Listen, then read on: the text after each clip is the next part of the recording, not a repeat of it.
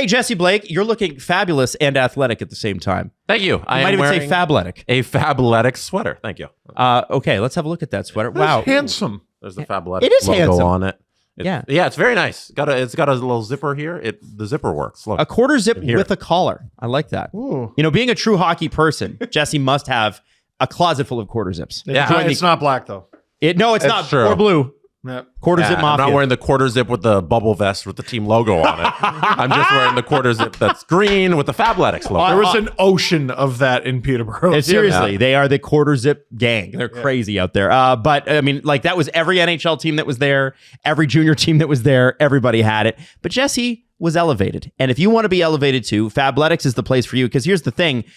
Jesse's a Fabletics VIP, which means, Jesse, do you pay full price? I do not. You get 80% off everything. And the quality's great. Mm-hmm. You look great.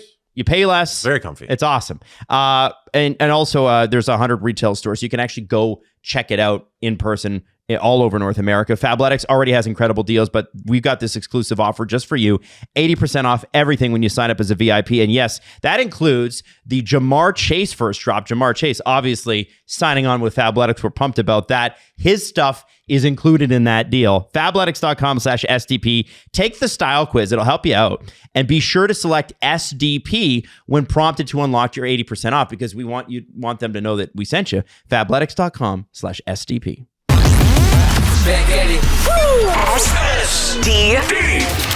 SDP, the Steve Dangle Podcast, with your hosts, Steve Dangle, Adam Wilde, and Jesse Blake. Let's go! Hello, everybody, and we're back in studio after a really fun time with the OHL and the Peterborough Petes for the Top Prospects game. We saw a couple sweet Novotny goals. That was pretty cool. My DMs have been filled with death threats from Oshawa. Oh, yeah. So that's great. You wore a Pete's jersey. Yeah. Raider. Not literally death threats, but people are upset. And two guys at the game were like, Dangle! And I turn around and they just go, traitor! I think they made the drive. Yeah. Sorry, I can be bought. It was a great time. I want to thank the OHL. I want to thank the Peterborough Petes, and specifically Eric Ebenbauer from the Peterborough Petes, who really made this happen. Brian Crawford, the commissioner of the OHL, was on the show on Wednesday. And normally when you do an interview like that, everybody prepares for, okay, well, this is going to be stale and boring. And he was anything but. Like, it was actually like a really fun, sort of rowdy interview at certain points. He's a wicked dude. While we were setting up, he just walked onto the ice unannounced. He's like, hello, I am here. Yeah, well, because I remember I moved some of the equipment. I'm like, well, Brian's going to have to walk through here. And he's like, yes, I will. Yeah.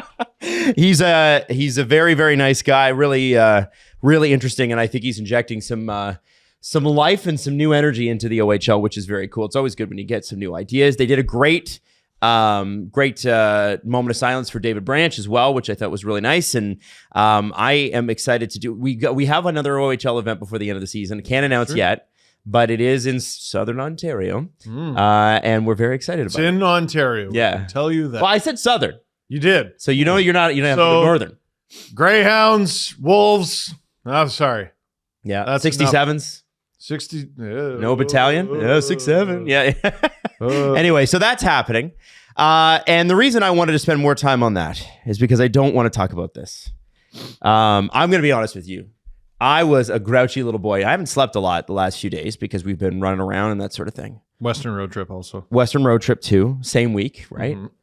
But I was a sour little boy after overtime yesterday. I was a angry, sour, embarrassing crash out kind of guy. I gotta tell you, based on the group chat, I think I'm handling this pretty well. You're handling it better than myself and a couple other guys. Yeah. Yeah. I'm better this morning. Sometimes you get a chance to sleep on it, but I was slapping pillows on my couch angry. It's a bad loss no matter who it was against, right? You had multiple 2-goal leads.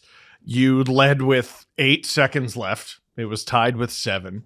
You got saved by your video staff. And in overtime, some of your biggest players wilted. Wilted.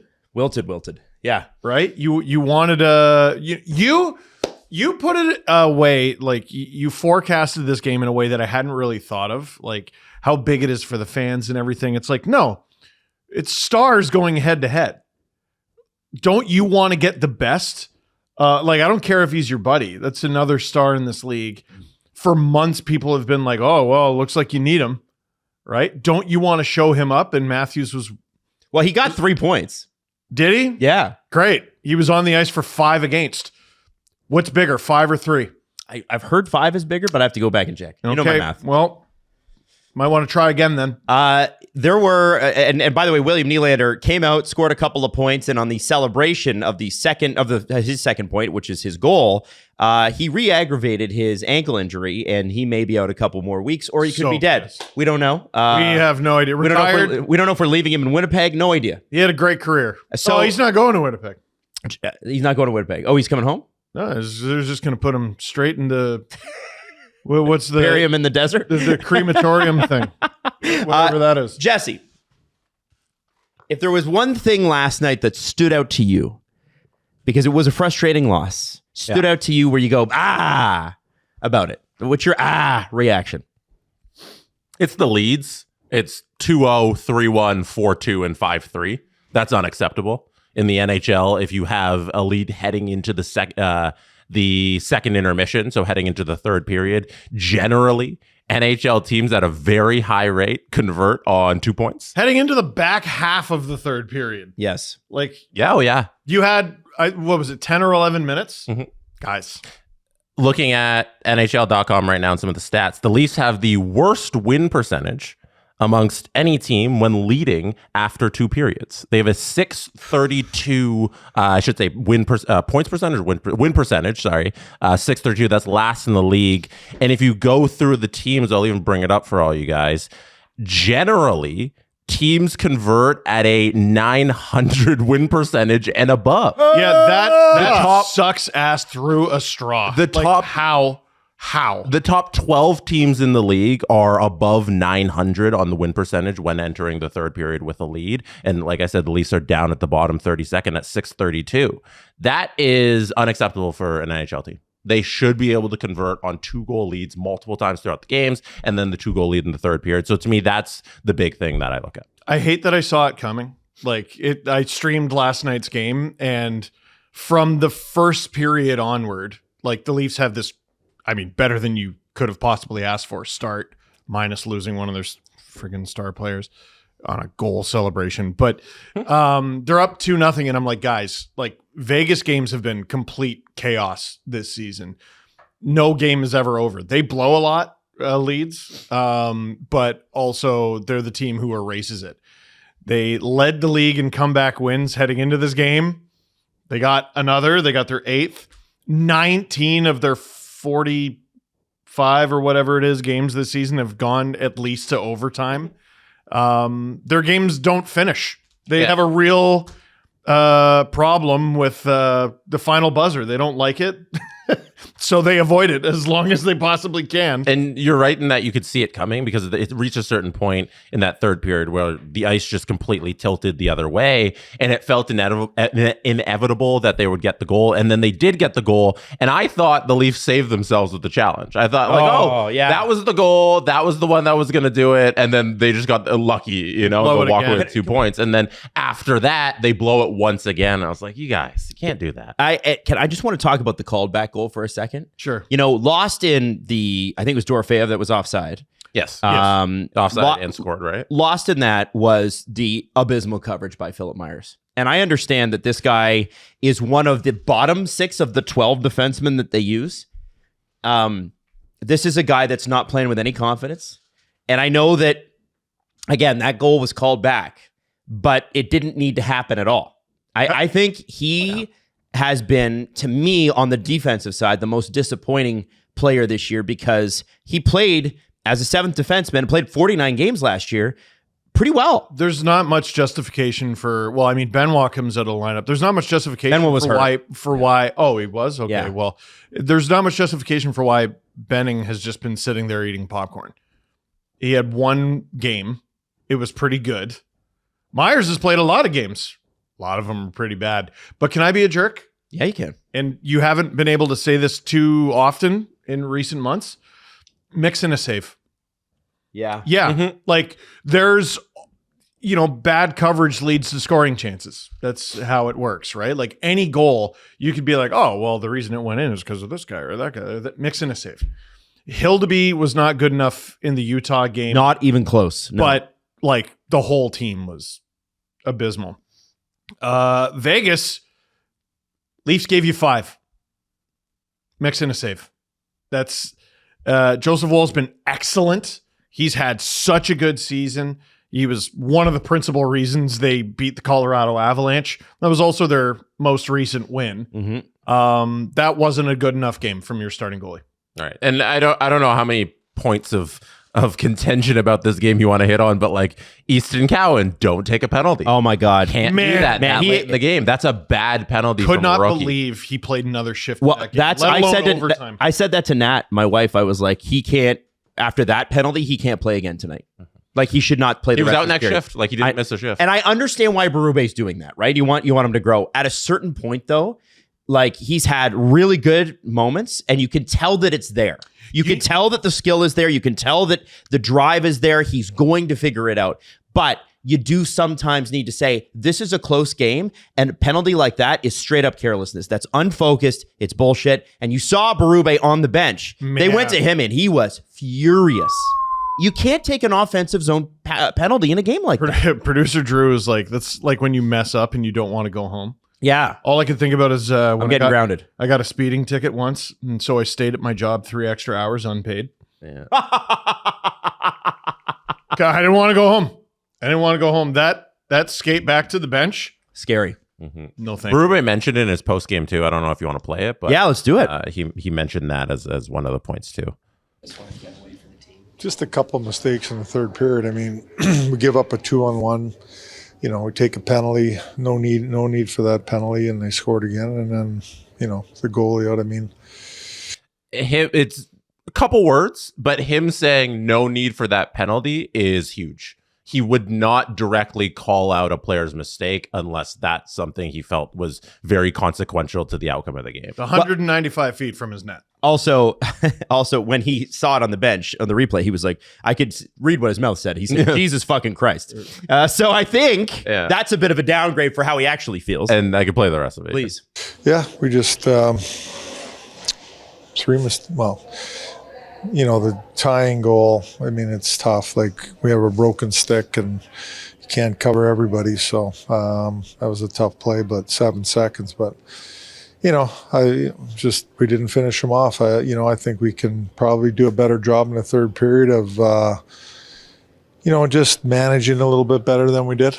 We can't give up that 2-on-1, and there's no need for that penalty either. Well, how would you describe He That's mentioned it 2 twice. times. Yeah. I tell you what, tomorrow night against Winnipeg, Easton now might be a best time for the best game of your life. Yep. He is. If William Nylander wasn't injured, he might be a Marley today. Like that's how pissed he sounds. He started his answer with no need for that penalty and ended his answer with no need for that penalty. And anybody who's wondering, by the way, I think the Leafs were up 4-2 at that point, and that was the goal that let them back in. Yeah, I think you're right. And then Vegas scored. Lawton made it 5-3. And then, Yeah, it's funny how they were within 1, Vegas was after that goal. And then the Leafs managed to make it a 2-goal lead again. Yes. And then also couldn't hold on to that 2-goal lead. Awesome stuff, guys. Yeah. Save. So one thing that kind of, going into this season, everybody was talking about, well, how do you replace Marner and his 100 points? And I totally understand that. That's an easy conversation to pick at when you look at this roster and go, this is flawed. The one thing they have been able to do, especially since even actually when they were getting shit goaltending and they were terrible at the beginning of the season, they could always score. Their goals per game was always amongst the highest. They just couldn't defend. And Marner's a good defensive player. When the conversation shifted to, well, maybe they actually do make a move to try to improve this team, it's surprising that it's not, hey, we'd like to mix in a top 6 winger. I'm sure they would. They don't have the assets. But what's become abundantly clear is they need some smart, steady veteran help back there. And I couldn't help but look at last night's game and go, listen, I know Scott Arniel does not like Luke Schenn.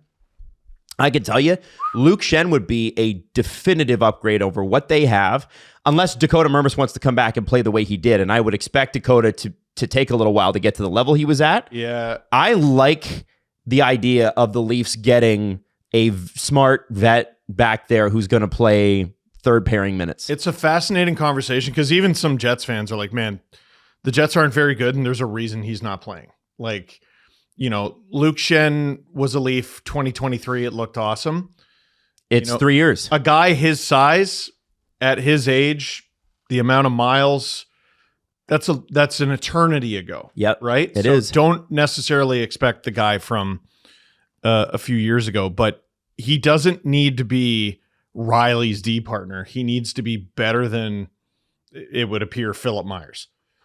Or I guess Simone Benoit. Yeah. I mean, I'd like him to be, if this were an ideal situation and you can do, and Tanev's in the lineup, which he's not, I'd do Tanev, McCabe, OEL Stetcher, Riley Schenn in a heartbeat. Dude. Or Benoit Schenn. If Tanev was healthy, their six is great. It's a very good group. Mm-hmm. It would be Tanev, McCabe, Riley Carlo, OEL Stetcher. Yeah. That's fantastic. I don't think we can count on Tanev being back anytime soon. Exactly. Yeah. It's probably after Olympics if we're looking at anything. Right? Optimistically. I don't expect him to play another game this year. No? No. Just the way they were talking about it, and they seem to be hemming and hawing about surgery. And if it's surgery, he's cooked, obviously. They can make a decision on that. If they do it sooner rather than later, then they can get a little bit more cap space, because then he can go on season-ending IR where he just doesn't play at all and you get a little bump on the cap space. So, And then he could always come back in the playoffs, right?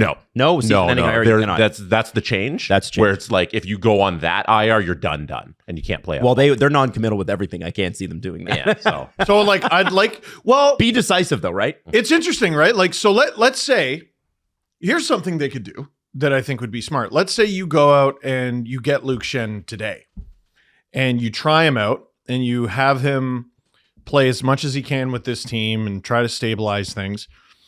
Trade deadline comes around, you're not in a playoff spot and you're maybe 3 points, 4 points back. You can then make the decision to trade Luke Schenn and recoup that asset that you paid for him. So if the Leafs were going to make some kind of a move here, I'd like them to do it toot sweet. But, otherwise, so many of the things that they've been relying on recently have kind of faltered. And they faltered in this game. We talked about Joseph Woll and how fantastic he's been. We've talked about his cartoony save percentage on the penalty kill. We talked about the Leafs' cartoony percentage on the penalty kill. We talked about them scoring at like 45% on the power play. You're not going to be able to rely on these things all the time. And last night was a bit of a regression. And you still came within 7 seconds of winning. They put up 5 goals. You put up 5 goals, but you didn't do enough to win. And that's the beginning, middle, and end. Back to the game. I personally don't know if the Leafs should be buying at this point. Like, Schenn would, I 100% agree, like, Schenn would be an upgrade on the lineup, but whatever assets you'd have to pay, I don't even know if I want future considerations. That's what I think it would be. That's how bad if it's a free player, take it. I think then it's free Troy player. Stetcher, then it's like, oh, we might get something awesome here. Who knows? What is the most? Like a 7th. Like, you're not here's what I'd say to Chevy. Not that you don't value Luke Schenn. Yeah. But I'd be like, Chevy, you're not friggin' playing this guy. We have the cap space with Tanev and Joshua out on IR, whatever. You guys are having a garbage season. I'll throw you a 7th if they have one, or a 6th, just to make I don't think anybody's doing you any favors. So here's the Leafs picks, right? For the next 3 years. This year, they got a 5th and a 6th, no 7th. Next year, they have a 5th, 2 6ths, and a 7th. And the year after that, they have 5, 6, and 7. Okay, well, what if you did this? What if you throw him an AHL guy? Say somebody can help your AHL team. Like, and it's not because you're trying to. Well, I mean, obviously you're trying to throw Chevy an anchor because it's the NHL. But one thing that the Jets could benefit from with an early trade with Schenn is getting that. Was it 3.5, 3.6 off the books? 2.75, I think. Okay, whatever it is. So here, let me give you a decent solution. Henry Thrun. And Henry Thrun makes $1 million or maybe a little over $1 million. Instead of retaining on Schenn, you're getting... I mean, listen, Thrun's a young defenseman, but you're obviously not smitten with the guy, and he was sort of a cap dump. What if that's the answer? You could go Benning. I think I'd rather have him. Well, I'd rather play him. I'd rather play him, but also if you're not going to do that, why not Benning? Yeah. So one of Benning or Thrun. At least he's an NHL player, right? The Jets have $6 million in cap space, so they're not hurting for space. Yeah, but they're hurting for actual dollars. Like, fans aren't going to the games, right? And Oh, you're trying to save them? I think you could save them some money. I don't think they'd be against that. I don't think they're looking at that and trying to make their team worse just to save a couple dollars. It's I don't know. but like can it get much worse? I don't think So- you can get worse than last, can you? I don't know. I'm not looking to add to the Leafs is all I'm trying to say. Like I wouldn't want to send out anything. If it's free, I'll take it. But I'm not trying to lose assets. I mean, they could just take Shen home with them. They're playing him tomorrow night. Yeah. Back to the game, because I think it's important to point out that the Leafs should have had the game too, Yes. and the refs blew it for them. Oh, In that- are you the Lawton interference was call? coming around the back of Oh the my net. God. I couldn't and- believe this wasn't called. And Aiden Hill body checks Lawton when he's coming around the back of the net. This is interference. To borrow the Department of Player Safety's words in their videos, this is interference. Oh. That is what it is. Yep. And the ref who is standing in the corner, I don't know if you can see. Oh, yeah, there he is. Hey, you're looking at the play. So now he's over there, decides to not call this because, I don't know, it's late in the game and it's anarchy, but it's a penalty. And Tomas Hertl goes down the other end and buries this goal in the same sequence. He completely shit rocks Lawton. Oh, yeah. I didn't even complete the screen grab I there. forgot to mention two Aiden Hill things in the LFR from this game. His ridiculous scorpion save. Yeah. And this, I was in the moment, like, because you could see it on the edge of the screen during the stream. I was like, what the frick was that? He knocks his ass down. That's a penalty every day of the week. And the refs in this moment cost the Leafs the game. They didn't do themselves favors. Yeah. Like, you got to be good to get lucky. Yeah. You got to be lucky to get good. And in this case, they put themselves in a situation where if you don't get one call, you can lose the game at the other end. Yeah. That's on the Leafs. But they should have had this one call. Hockey, That's brutal. Hockey has a massive, nice problem where, like, your goalie rocks a player. Nice. That's sick. Okay, yeah, there's like rules though. Yep. The NHL gets further and further away from a sport like every day. Yep. Like, it's an entertainment product. Yeah, okay, fine. That's good. You got to sell yourself, but like, let's not forget what this is. Like, okay, let's just play no pucks, no sticks either. Laser tag. Give them all laser guns and hook them up. Like, what's even the point? Call shit. By the way, this is Especially when it's very consequential like that, end of the game, blatantly obvious. This is a Christmas gift I got from the guy who runs my beer league, this card, and I thought this was a perfect transition. Inside the card, he got me a lovely gift. It is a signed rookie card of George Parros. Oh, I thought it was Garrett Rank. No mustache. Oh, wow. It's signed. Oh, No my mustache. goodness. Yeah, that's a George friggin' Parros Oh, autograph. That's goodness. what that looks like. I know he's That's not a ref, and I know he wasn't on the ice last night, but I do like to rip on him any chance I get. The disrespect of Aiden Hill, too, in this moment when he's committing an infraction, to then stand over Lawton like he's Iverson standing over Tyronn Lue when he walked over him back in the day. It's, what are you doing here? Everybody in this instance is just needs to understand we're playing a game of hockey and this is a penalty. Well, Yeah, but nice. But like, no, I'm going to stand over him. No, you committed an infraction. Your team should be down a man. Yeah, I tried to fold this guy's spine like a suit, but like, have you considered you're less of a man for thinking that's a problem? Have you considered that? Yeah. I'm not even talking about Hill anymore. I'm talking about the NHL at large. Listen, they blew the game. They blew it. Yeah. They lost. They shouldn't have lost. Shame on them. Yes. Okay, that's a penalty. It's penalty. I'd also like to bring up that the first two periods were pretty excellent. They were doing things that First, definitely. offensively. No, second was good. I know they traded goals in the second, but you have to remember that you're not going to win every. See, here's the thing. This is what analytics have done to us. Okay. We forget with analytics that it's like, oh man, they got the first period. You know those graphs that have like the rate of play. Right. Do you know that it's crazy? Sometimes NHL players push back. Well- and a team that dominates a first period can't continue it throughout the entire second period because these are NHL players every single night. I know. In the second period, I'm holding them to the standard of the first, Which you was can't. excellent. Which It's impossible. Yeah, it's and difficult. They've been a garbage second period team. So to me, I'm like, hey, as one of the worst second period teams in the NHL, to hold a division leader, which Vegas is, Yeah. to a goal in the second period, and you're trading off because you scored two. I'm good with that. I think they you're were up to getting, goals. they were doing great things with it. They've gotten away, thank God. And Jesse mentioned this earlier this week, from the dump and change. It should be dump and chase. They do get it low now, and there are chasers, which is great. Yeah. But they also have other ways of making entries into zones. And I thought what they really did last night very well, especially early on, was they got it down low and were able to make plays. You know, obviously you miss William Nylander when he's gone, but they still scored without him, and they scored without him when he wasn't in the lineup. They are doing a great job down low in creating opportunities. And you know, I saw a couple missed opportunities last night, too, for the Leafs to sort of put it away. Obviously, the Bobby McMahon almost goal where Aiden Hill made that great save. Cow. Amazing. You can't count on that. That's, you know, rock'em sock'em highlight sort of shit. I want to say it's not even the first Scorpion save of Aiden Hill's career. Like, he's done that a couple times. But when we look at what I think the Leafs were doing really well the last few games, especially against like Colorado, is they have somebody in front of the net all the time. And the other person who comes out to try to get them the puck doesn't stay perimeter. They drive to the front of the net until they're basically stopped up and pull a couple guys, and then they pass it. And I think that's a huge step forward. We haven't seen previous Leafs teams do that. You know, that one of the arguments that I've always made about why the Leafs, and specifically Mitch Marner, were ineffective in the playoffs is they were too perimeter. Marner was not a net driver, right? I thought he was... I thought he was really good last night. I thought he was ordinary. Yeah? I mean, he's a centerman now. He's a it's weird. center, so you definitely grade on a curve. Like, that's hard. I know he had 2 assists.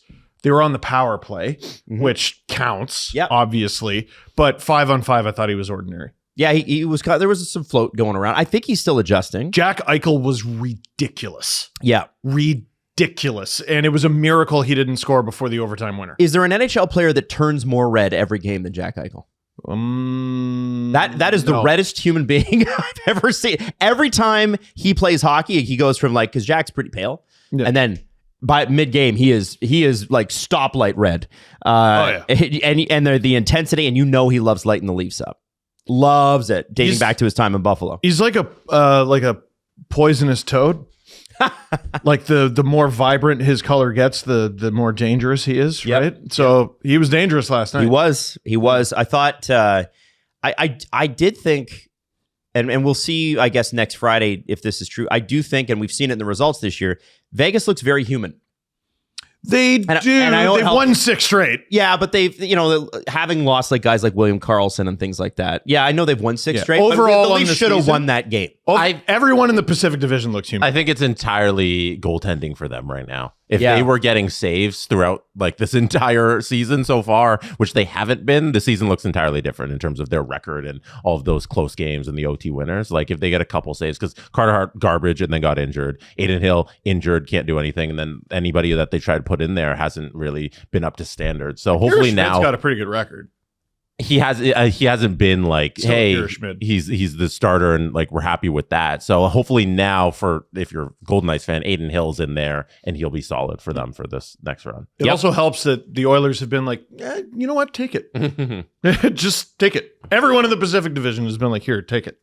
This might be the easiest path to a division win you could possibly ask for. Right. Now, and you got to remember, like them signing Carter Hart was out of desperation because their goaltending situation was so poor, right? So, and he booted Akira Schmidt out, and he's been their best goalie. Yeah, Akira Schmidt's got the best numbers of any Vegas goalie.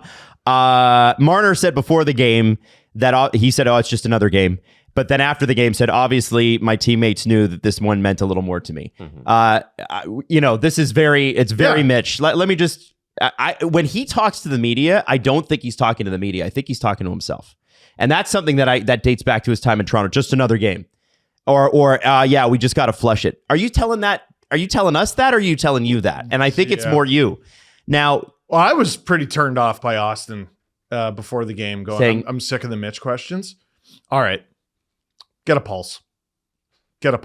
Like. It's the same criticism I've had for years. These games don't mean as much to them as they do to us. So until they... I mean, I thought his goal celebration meant that it meant a lot. Well, yeah. So what are you being snooty to Mark Masters for? Also, mix in a back check. How about that? How about you're the captain? Maybe cover the guy in net front. How about that? Careful, Steve. I wouldn't want you to run him out of town. Oh no! With legitimate criticism. That's any star player's Achilles heel. Mark Stone's reaction when the goal went in. He like basically did like a golf shot. He was so excited.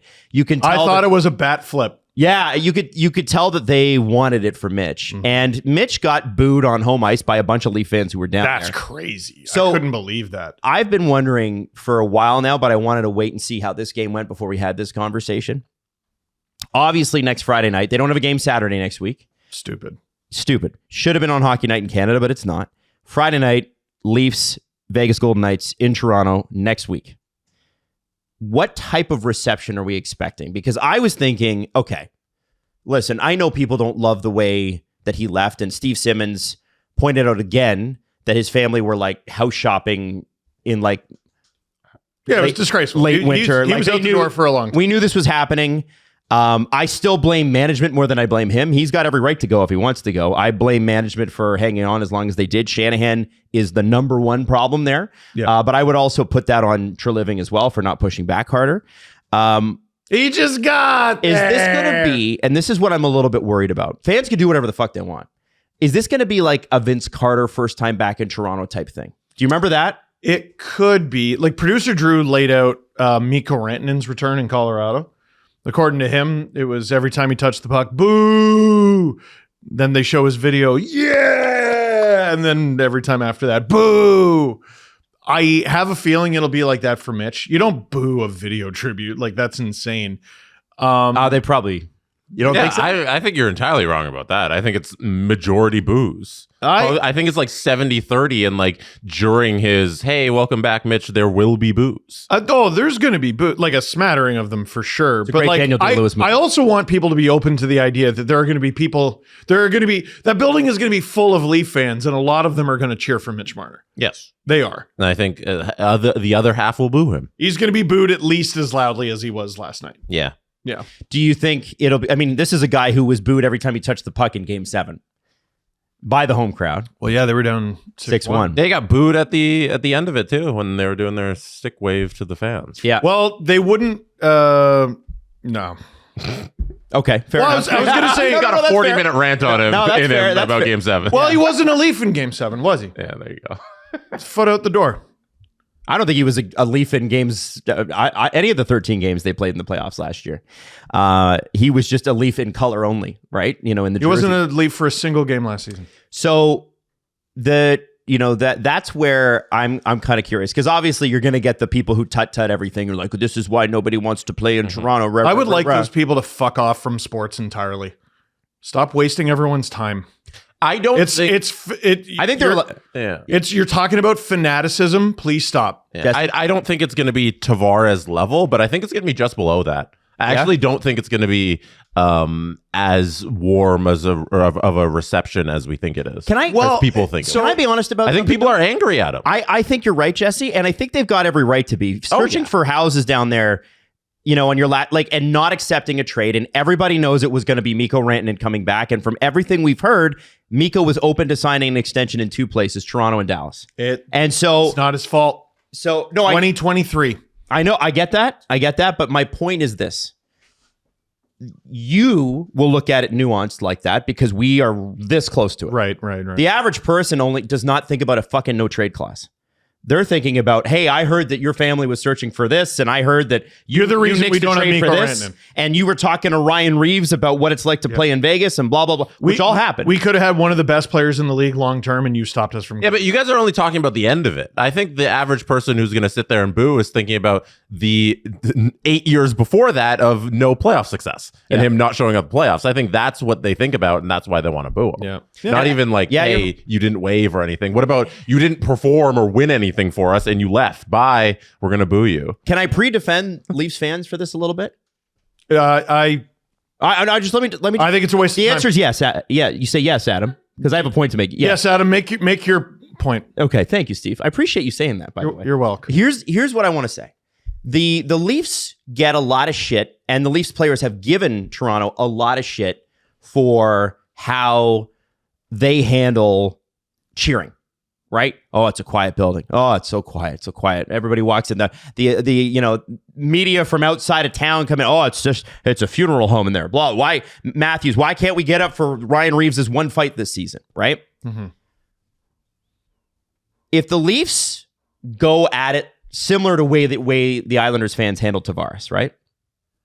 And Tavares left without a trade, so that made things a little bit harder. But if Leaf fans did that, you can't then say that the place is a funeral home. Adam, yes, you can. Because people talk out of both sides of their mouth all the time. Both sides of your mouth. And no one's ever going to feel bad for the Leafs, and no one's ever going to feel bad for Leaf fans. And I think, so you just got to take it on the chin. By the way, I also think Leaf fans should make it hard on a former player coming back to Toronto. He's good. That's the reason he makes $12 million. That's the reason. Probably make life difficult for him. You should cheer on your own team and boo the other team. I don't see that as being an issue. Now, I know this is going to become, next Saturday, it's going to be a fucking moral crusade on hockey Twitter. Oh, it's going to be. But I think, you know what, man? I'd like to see Leaf fans have a little bit more fire than what they've had and show people what usually happens outside of the arena, where people who cannot afford it in the playoffs cheer and scream and stand out in the rain and the freezing cold in April for, playoff games. And we sat there at Sport Check overlooking those people every single night last year, whether it was an away game or a home game. They were lined up for hours and they're hanging out and they're losing their minds for this team. I want to see that. I want Toronto to be a hostile environment. We went to Bell Center for my first wedding, for my first bachelor party. And Montreal was terrible back then. They were really bad. Yes. But they beat Detroit 10-2. And you know what they did? They smoked them. They fucking made life hell for the Red Wings. They cheered the shit out of the Canadians. They booed the shit out of the Red Wings. There was no, hey, let's not pour it on. No. Pour it on, man. Absolutely. Why are we not pouring it on? Pour it on. Yeah. Do you think that it was quiet in Vegas last night? Sure didn't sound that way to me. No. And they sure poured it on when Vegas won, as they should. As they 1,000,000% should. So I feel like the tut-tutting that is about to come, I just needed to preempt that. I think I think you let fans be fans, and I want to see more fire out of this fan base in a real loud way. And I want Toronto to be a really fucking hard place to play in. Leaf fans, just let go of the idea that anyone will ever like you. Like, just do you. Just do you. Adam, fuck everyone else. Just do you. Adam, you love the comparisons to other sports and the fan bases. The one thing I think about when you're talking about hostile environments is Juan Soto last year returning to Yankee Stadium. You remember that video of him standing out there and them in the bleachers, all the Yankees fans making it a hostile environment for him, and then all getting together pregame planned as a fan base in that corner to boo him, and to have their chance and do everything. And it was really contentious between him and the fans. That's why the Yankees have such a hard problem recruiting players. Really, really hard time recruiting. And I think that's what you're trying to see out of Leafs fans. Yeah, I want you to fucking hate coming to Toronto. They're wearing the other team's jersey. Like, it doesn't have to be easy for them. Yes, absolutely. And I don't think you look at like Philadelphia or Boston, right? They always tell you, if you're wearing the opposing team's jersey, especially if you're if you're a Kraken fan, you're probably okay. But if I roll it in Philadelphia and I'm wearing a Pens jersey and I sit in that upper level, I am gonna have beer poured on my head. Now, I'm not saying you should do that, but like, if you're going to the game wearing a hard hat because batteries hurt. Yes. And then you look at Boston's the same. They had we been in Boston for that playoff game and that game had been close, would have been a very different circumstance, I think. Boston fans don't F around. It's a hard place to play. I've seen 2 games in Boston, and I cannot imagine going to a fan there and being like, "You're a little bit much, huh?" Can you imagine Boston fans would be like, "Yes, I am." Tut Bruins fans. Can you imagine? They wouldn't even humor you. They tell you to fuck yourself, which is what I would like Leaf fans to do, but a little bit more often. Yeah, I agree. It's not friendly out here. Fuck them. Yeah. Fuck them. And stop. Yeah, you're right. You don't need other fan bases to like you. Don't. Just be yourself. And just stop. You don't need to abuse people on social media. That's one thing. But you trying to justify yourself with nuance. Fuck you is an adequate response. It is. Like, that's enough. Yeah. I got you. Well, we actually feel this way because blah, blah, blah. Fuck you. How about that? Fuck you's fine. Okay.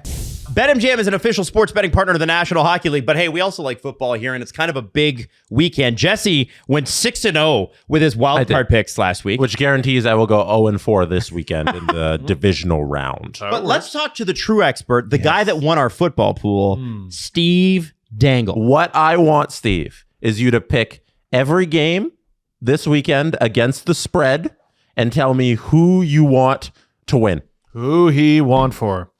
Let's go. So first up, Buffalo against Denver. Well, obviously you go Buffalo there. +1. Buffalo's the underdogs. +1. Yeah, So you're going Buffalo. I like that. Okay. I like that. Next up, Houston +3, -3 Patriots. Who you picking? Ooh, that's a tough one. Yeah, it is a tough one if you're not me. So I go Houston. Houston +3. Okay. Yeah. All right. defense. Chicago. They are +4 against the Rams, -4. Dub Bears. And lastly, the 49ers +7.5 against the Seahawks. I think that's incredibly disrespectful of the 49ers. I go the 49ers. You picked all 4 underdogs. Oh, yeah. Picking Chicago, that's like picking the Leafs in the playoffs.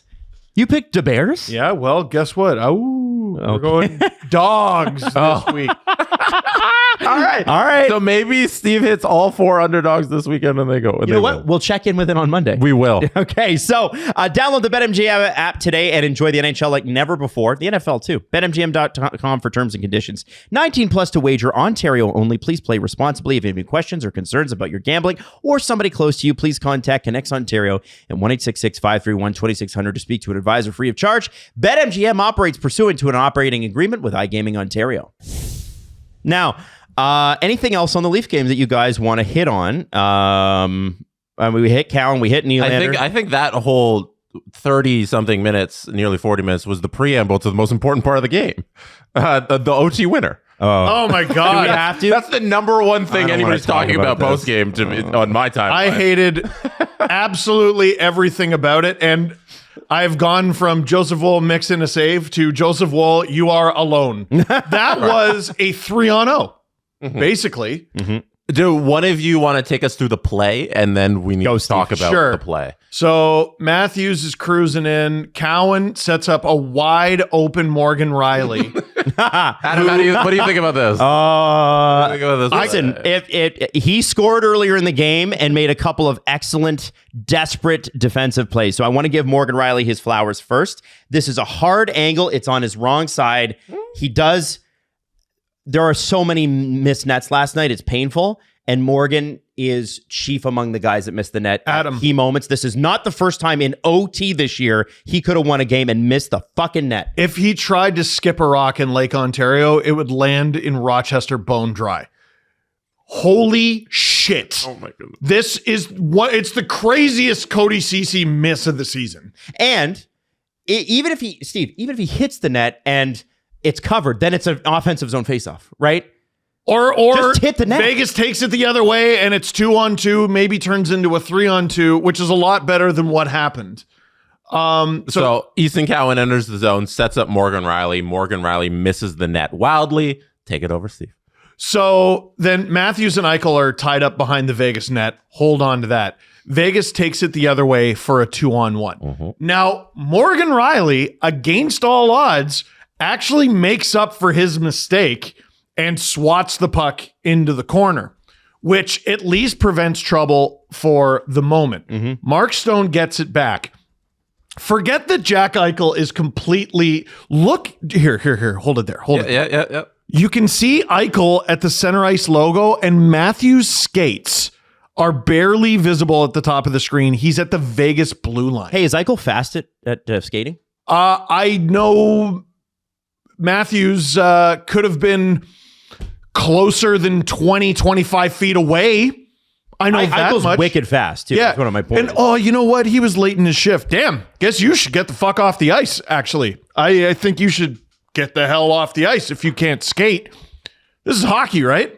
Get off the ice! Did you want to do this part and then we'd get back to... You said we were getting back to that. The whole sequence of Matthews. So Riley actually breaks this up with a stick. Yeah. And Very all, nice all the power to him. Easton Cowan is back helping out. What I hate after this is now Stone gets it. Yeah, go. He's able to shovel it in front to Eichel. Let's pretend Eichel is not there. Yeah. The other guy, who I think is Shea Theodore, I'm not totally sure, is wide open because where did Cowan go? Oh yeah. So if you on the other angle, Look at this bullshit. Yeah. on the angle from the other side, you can see that Cowan goes in when he's going to make the play, and he kind of spins off.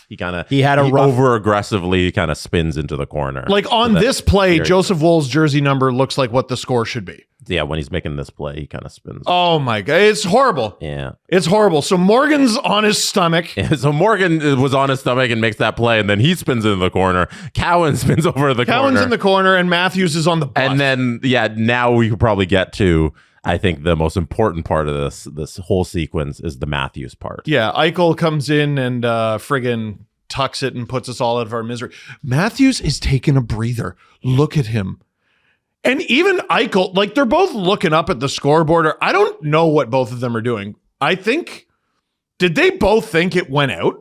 I don't know. Because, like, as much as Matthews has stopped here, Eichel did too. But Eichel picks up on the fact that, oh, nope, hockey's still being played, and he skates away. Matthews, deep in his shift.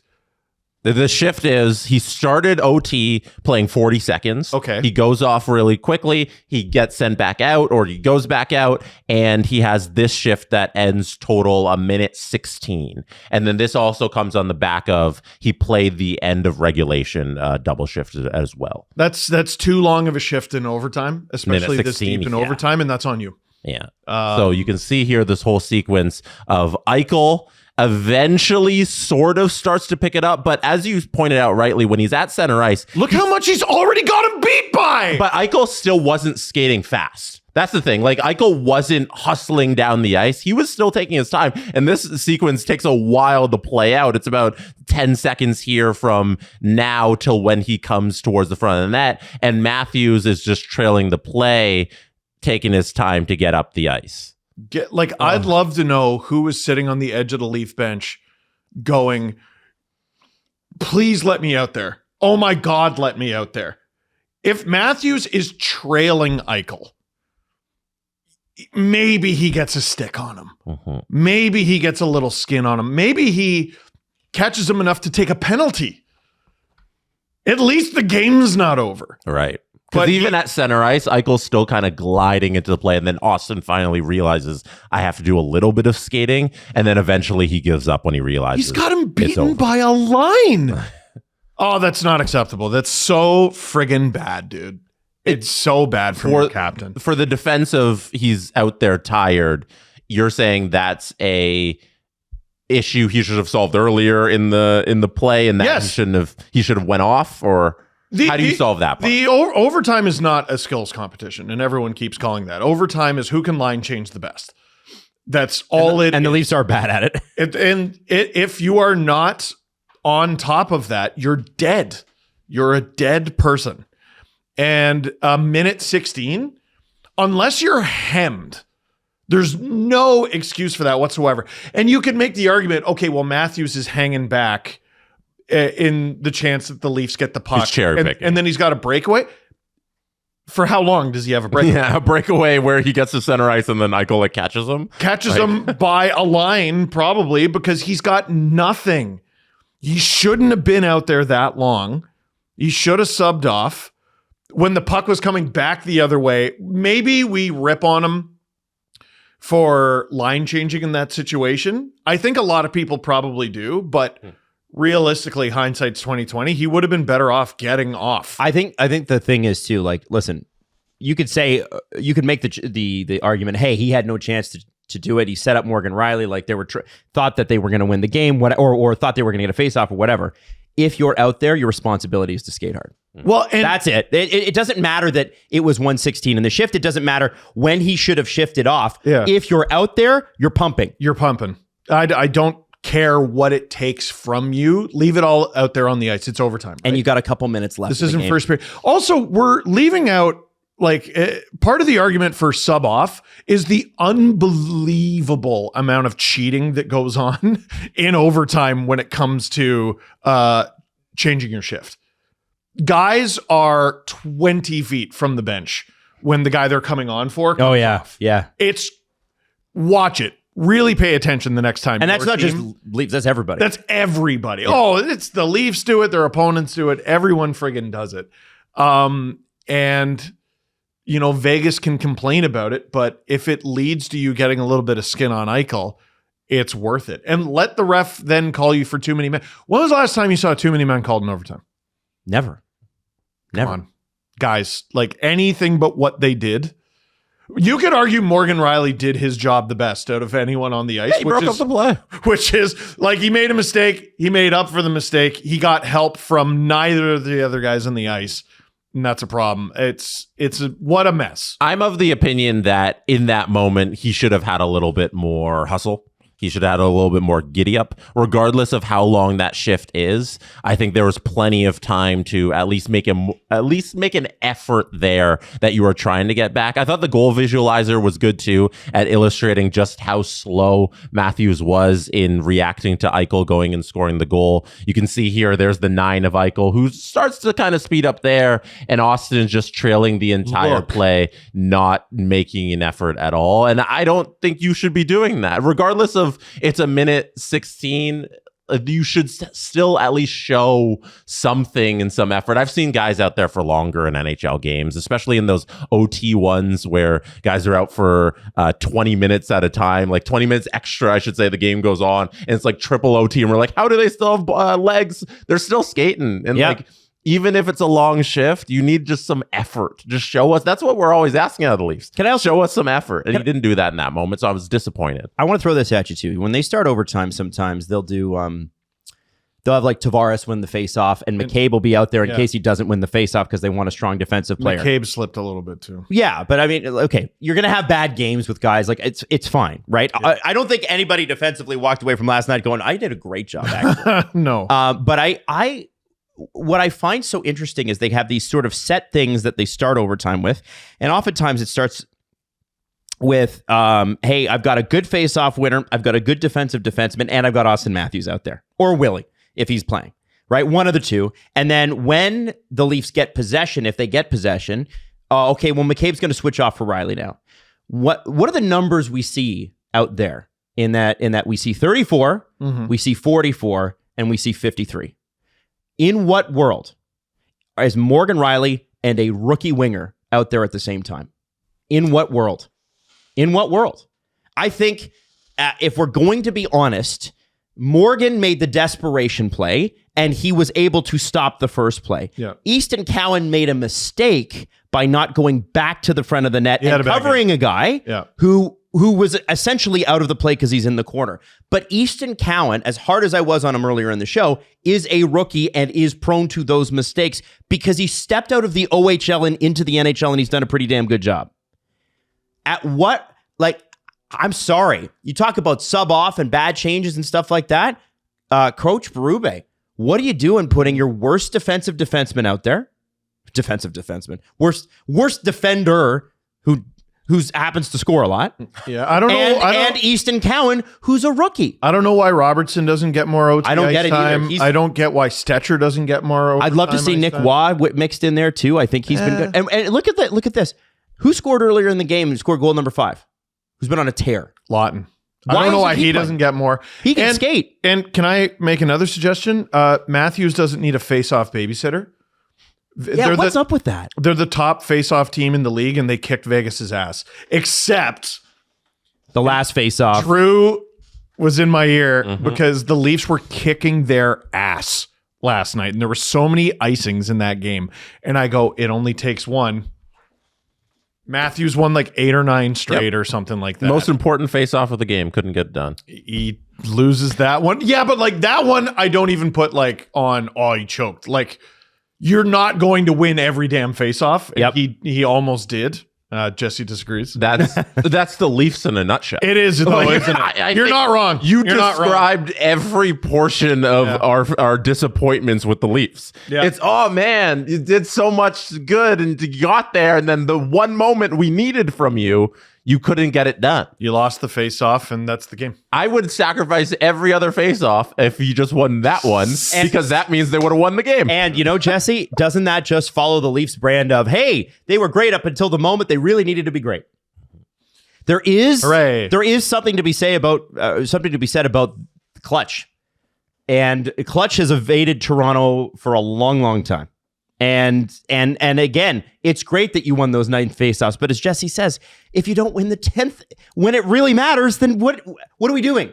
So listen, I think I come away from the game after a sleep like that. I don't know how you guys feel. I want to know what you think. I slept A-okay. I slept good. Yeah, I didn't lose the game. I was pretty tired. I was pooped. But I wake up this morning and I go, most of that game was pretty good.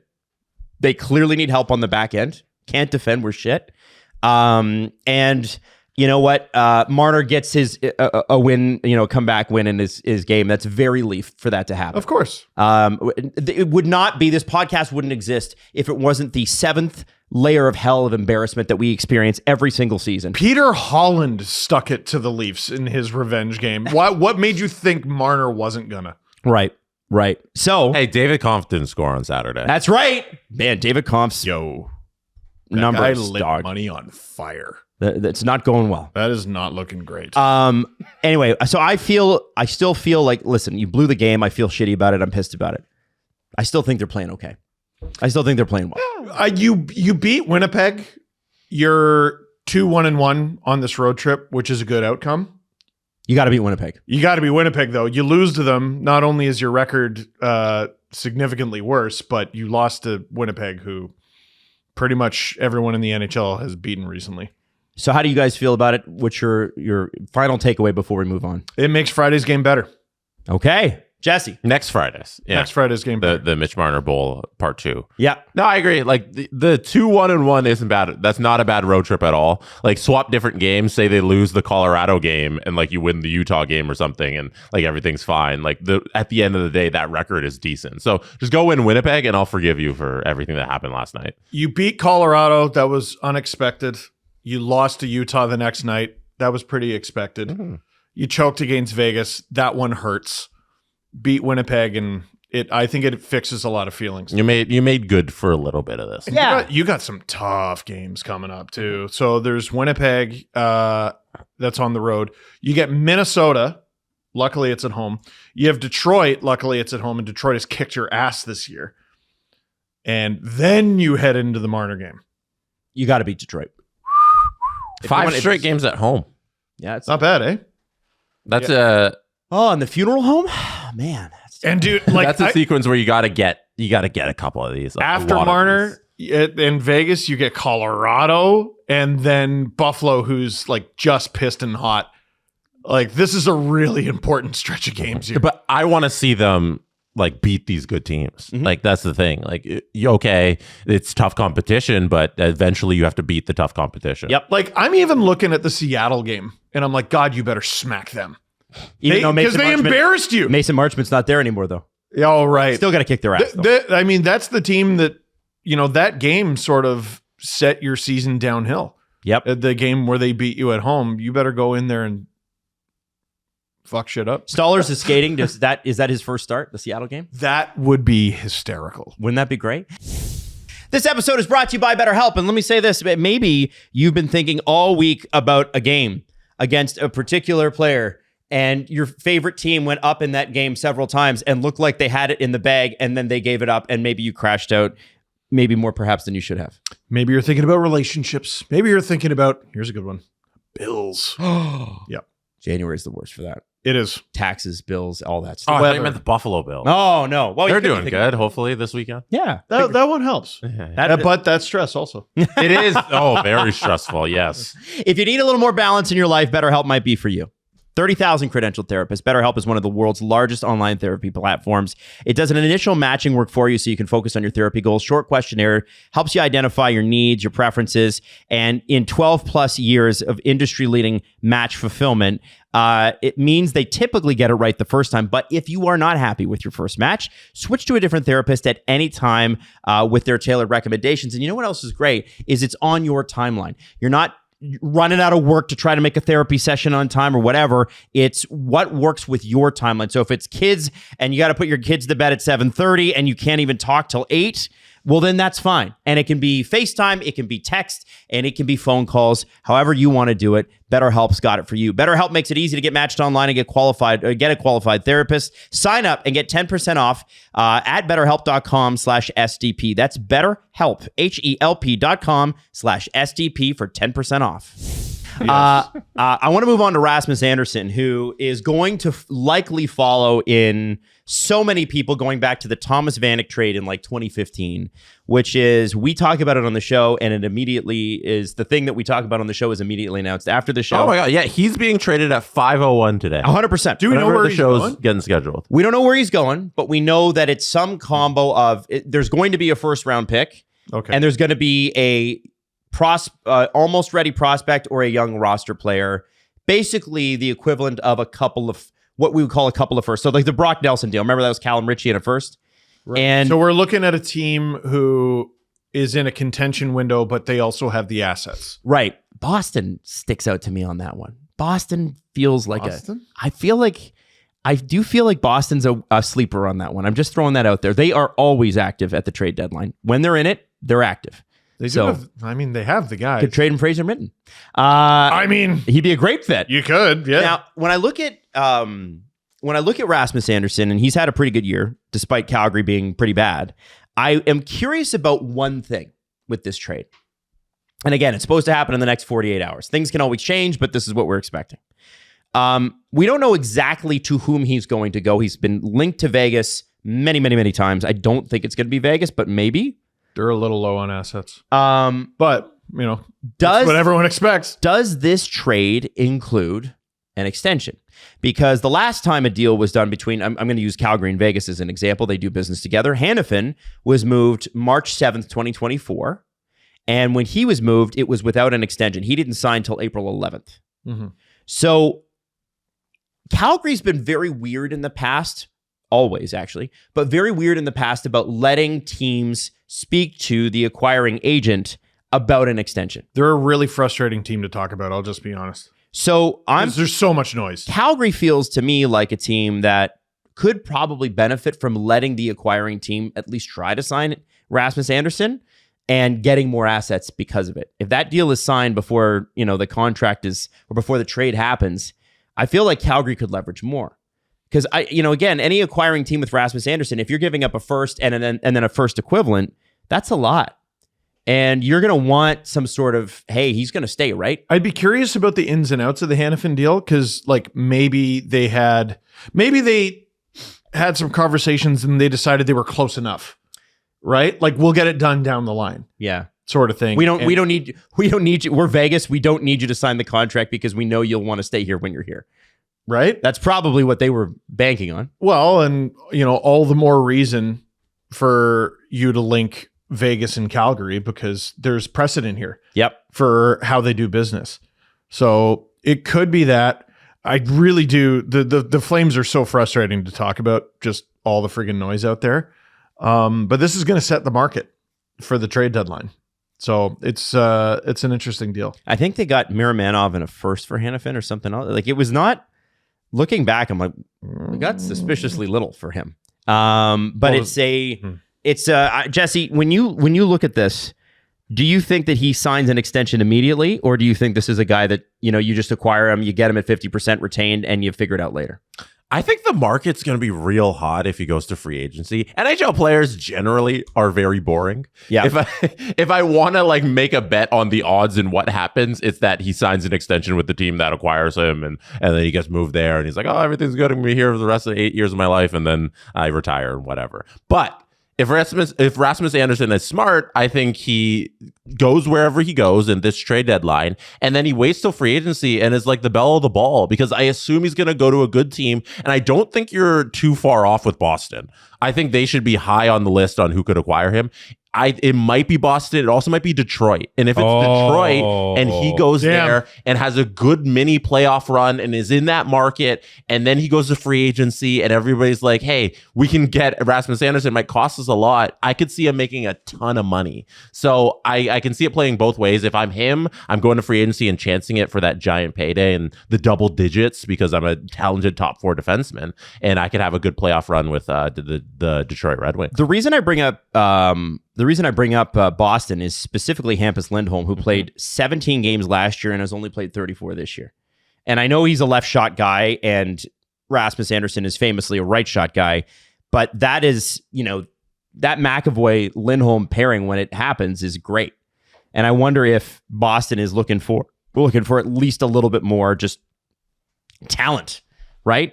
Can you do, like, I know Zadorov's playing on the second pairing. Can you do better than Henry Jokiharju next to him? Well, yeah, like the 2015 Blackhawks basically winning with like 3 defensemen. Like, that's the exception. You're not going to get a performance like that out of Duncan Keith. You need a ridiculous top 4, and that would definitely solidify things. It takes it takes weight off of both guys, right? Like, Anderson's had some injury troubles. McAvoy has obviously had some injury troubles. If you let them rely on each other, that helps. Florida last year, they go out and they get Seth Jones, and some people were like, yeah, but you have Ekblad. Yeah, but now you got both. Yeah. Yeah. Which, especially, both those guys are probably on the back half of their career, which, McAvoy is probably prime. Anderson's maybe back half. It's a good setup. Jesse, what are you looking at? I was just looking at some of the contracts there on the different teams. I was just looking at Boston's lineup, and Lindholm's on IR. He's out, but I'm looking at their cap space here. They don't have a lot. It's $1.7 million currently. So if you sent $1 million the other way and Calgary retains, then you're fine. Yeah, and I think that's the benefit of Rasmus Andersson's contract right now, and why he's probably going to go for a lot. Like, people are saying, oh, it's going for a first round pick and a prospect and all this stuff, but he makes so little money as a top 4 defenseman. Somebody is going to pay a lot for him, and Boston has the assets. 2 first-round picks this year, 2 first-round picks next year. That's a lot of draft capital. So give him 2 first-round picks then. For a team that looks like they might be back a little, you know? Who knows? And they don't have a ton of cap space, but because it's only $4.5 million and Calgary can just like retain for 3 months, they could easily do this deal and pay whatever they need to. There's no way Boston trades the Leafs pick, right? No, probably not that. You got to hold on to that just for the sheer potential of it could be 6th overall. For the hilarity of it, you don't move it. Yeah, or 7th overall. For the memes on if you get to draft. Oh my god, you don't move it. Forget business. Have we considered it's very funny? Yeah, like you're Boston, you get a superstar with the Leafs pick. That is going to be history and something we're going to talk about for the next 10 years of this podcast. Yeah. You don't trade that pick. And we know that from experience. Yes. Yeah. Boston continuing to own the Leafs in bad trades. It's very highly likely they will continue to own the Leafs. Yeah. So you don't move the pick. If I had a time machine, I'd slap the phone out of John Ferguson Jr.'s hand. Another guy I'd like to talk about is Artemi Panarin, who I think might be dealt sooner rather than later. I don't know that for sure, but his name sure seems like it's out there. And with Shesterkin out for several weeks at least, basically it seems like he might not be back until the Olympic break. Although we never know. And right now New York is sitting at the bottom of the Eastern Conference, having played more games than the Blue Jackets and Sens, who are ahead of them directly. And they're 3 points behind both teams. This seems like a sell. And they're just getting shaboinked. Yeah. Every game. They are great getting way to put it, shaboinked. The no BS thing that the Rangers had going into the season. Oh, there's so much BS. Yikes. There's a lot of BS. What did Fried say? He said Florida and Washington. But another name that emerged potentially was the Minnesota Wild. And what's so interesting is Florida makes sense. Oh, for Panarin. Russian guys love going there. Yep. And also, who wouldn't want to go to a 2-time Stanley Cup champion team, 3 times in the finals in the last 3 years? Washington is interesting because obviously you get to feed, if you're Panarin, you get to feed Ovi. Yeah. And it's a politically, that's fascinating. And fantastic system that Carberry's got them playing. Mm-hmm. But I really sort of like the Minnesota Wild thing because it seems like they're doubling down on, our center depth isn't good, but we'll get you other ways. I was thinking about that. Like, what could the Wild even do up the middle? Like, who's really available? You said Kadri. That was sexy. Yeah, but is like Calgary seems to be really set on keeping Kadri. Sure. And I don't know why, but I So instead of bringing in a new center and reinventing the wheel and having them getting used to everything, it's probably easier to get a winger acclimated to everything, and you just hope all your centers punch above their weight a little bit.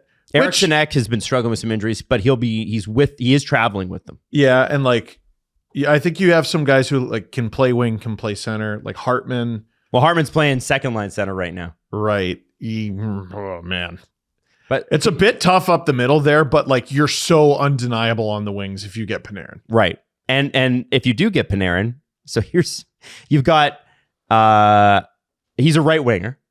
Right? No, he's a left winger. That's why the Washington thing doesn't make sense to me because Ovechkin's on the left and Protest is on the left. So I don't know where Panarin would play. You've got... He wouldn't be feeding Ovi. Mojo behind Kaprizov because Kaprizov's a left winger, right? So Marcus Johansson, Marcus Foligno, and Yakov Trenin. I'm assuming one of those guys would go back the other way, but and Marcus Johansson's actually had a pretty good season. I do think it would be fascinating to see a Kaprizov Panarin 1-2 on the left side. It would be cool. God, Danila Yurov is your top. Oy vey. Yeah, that's tough, man.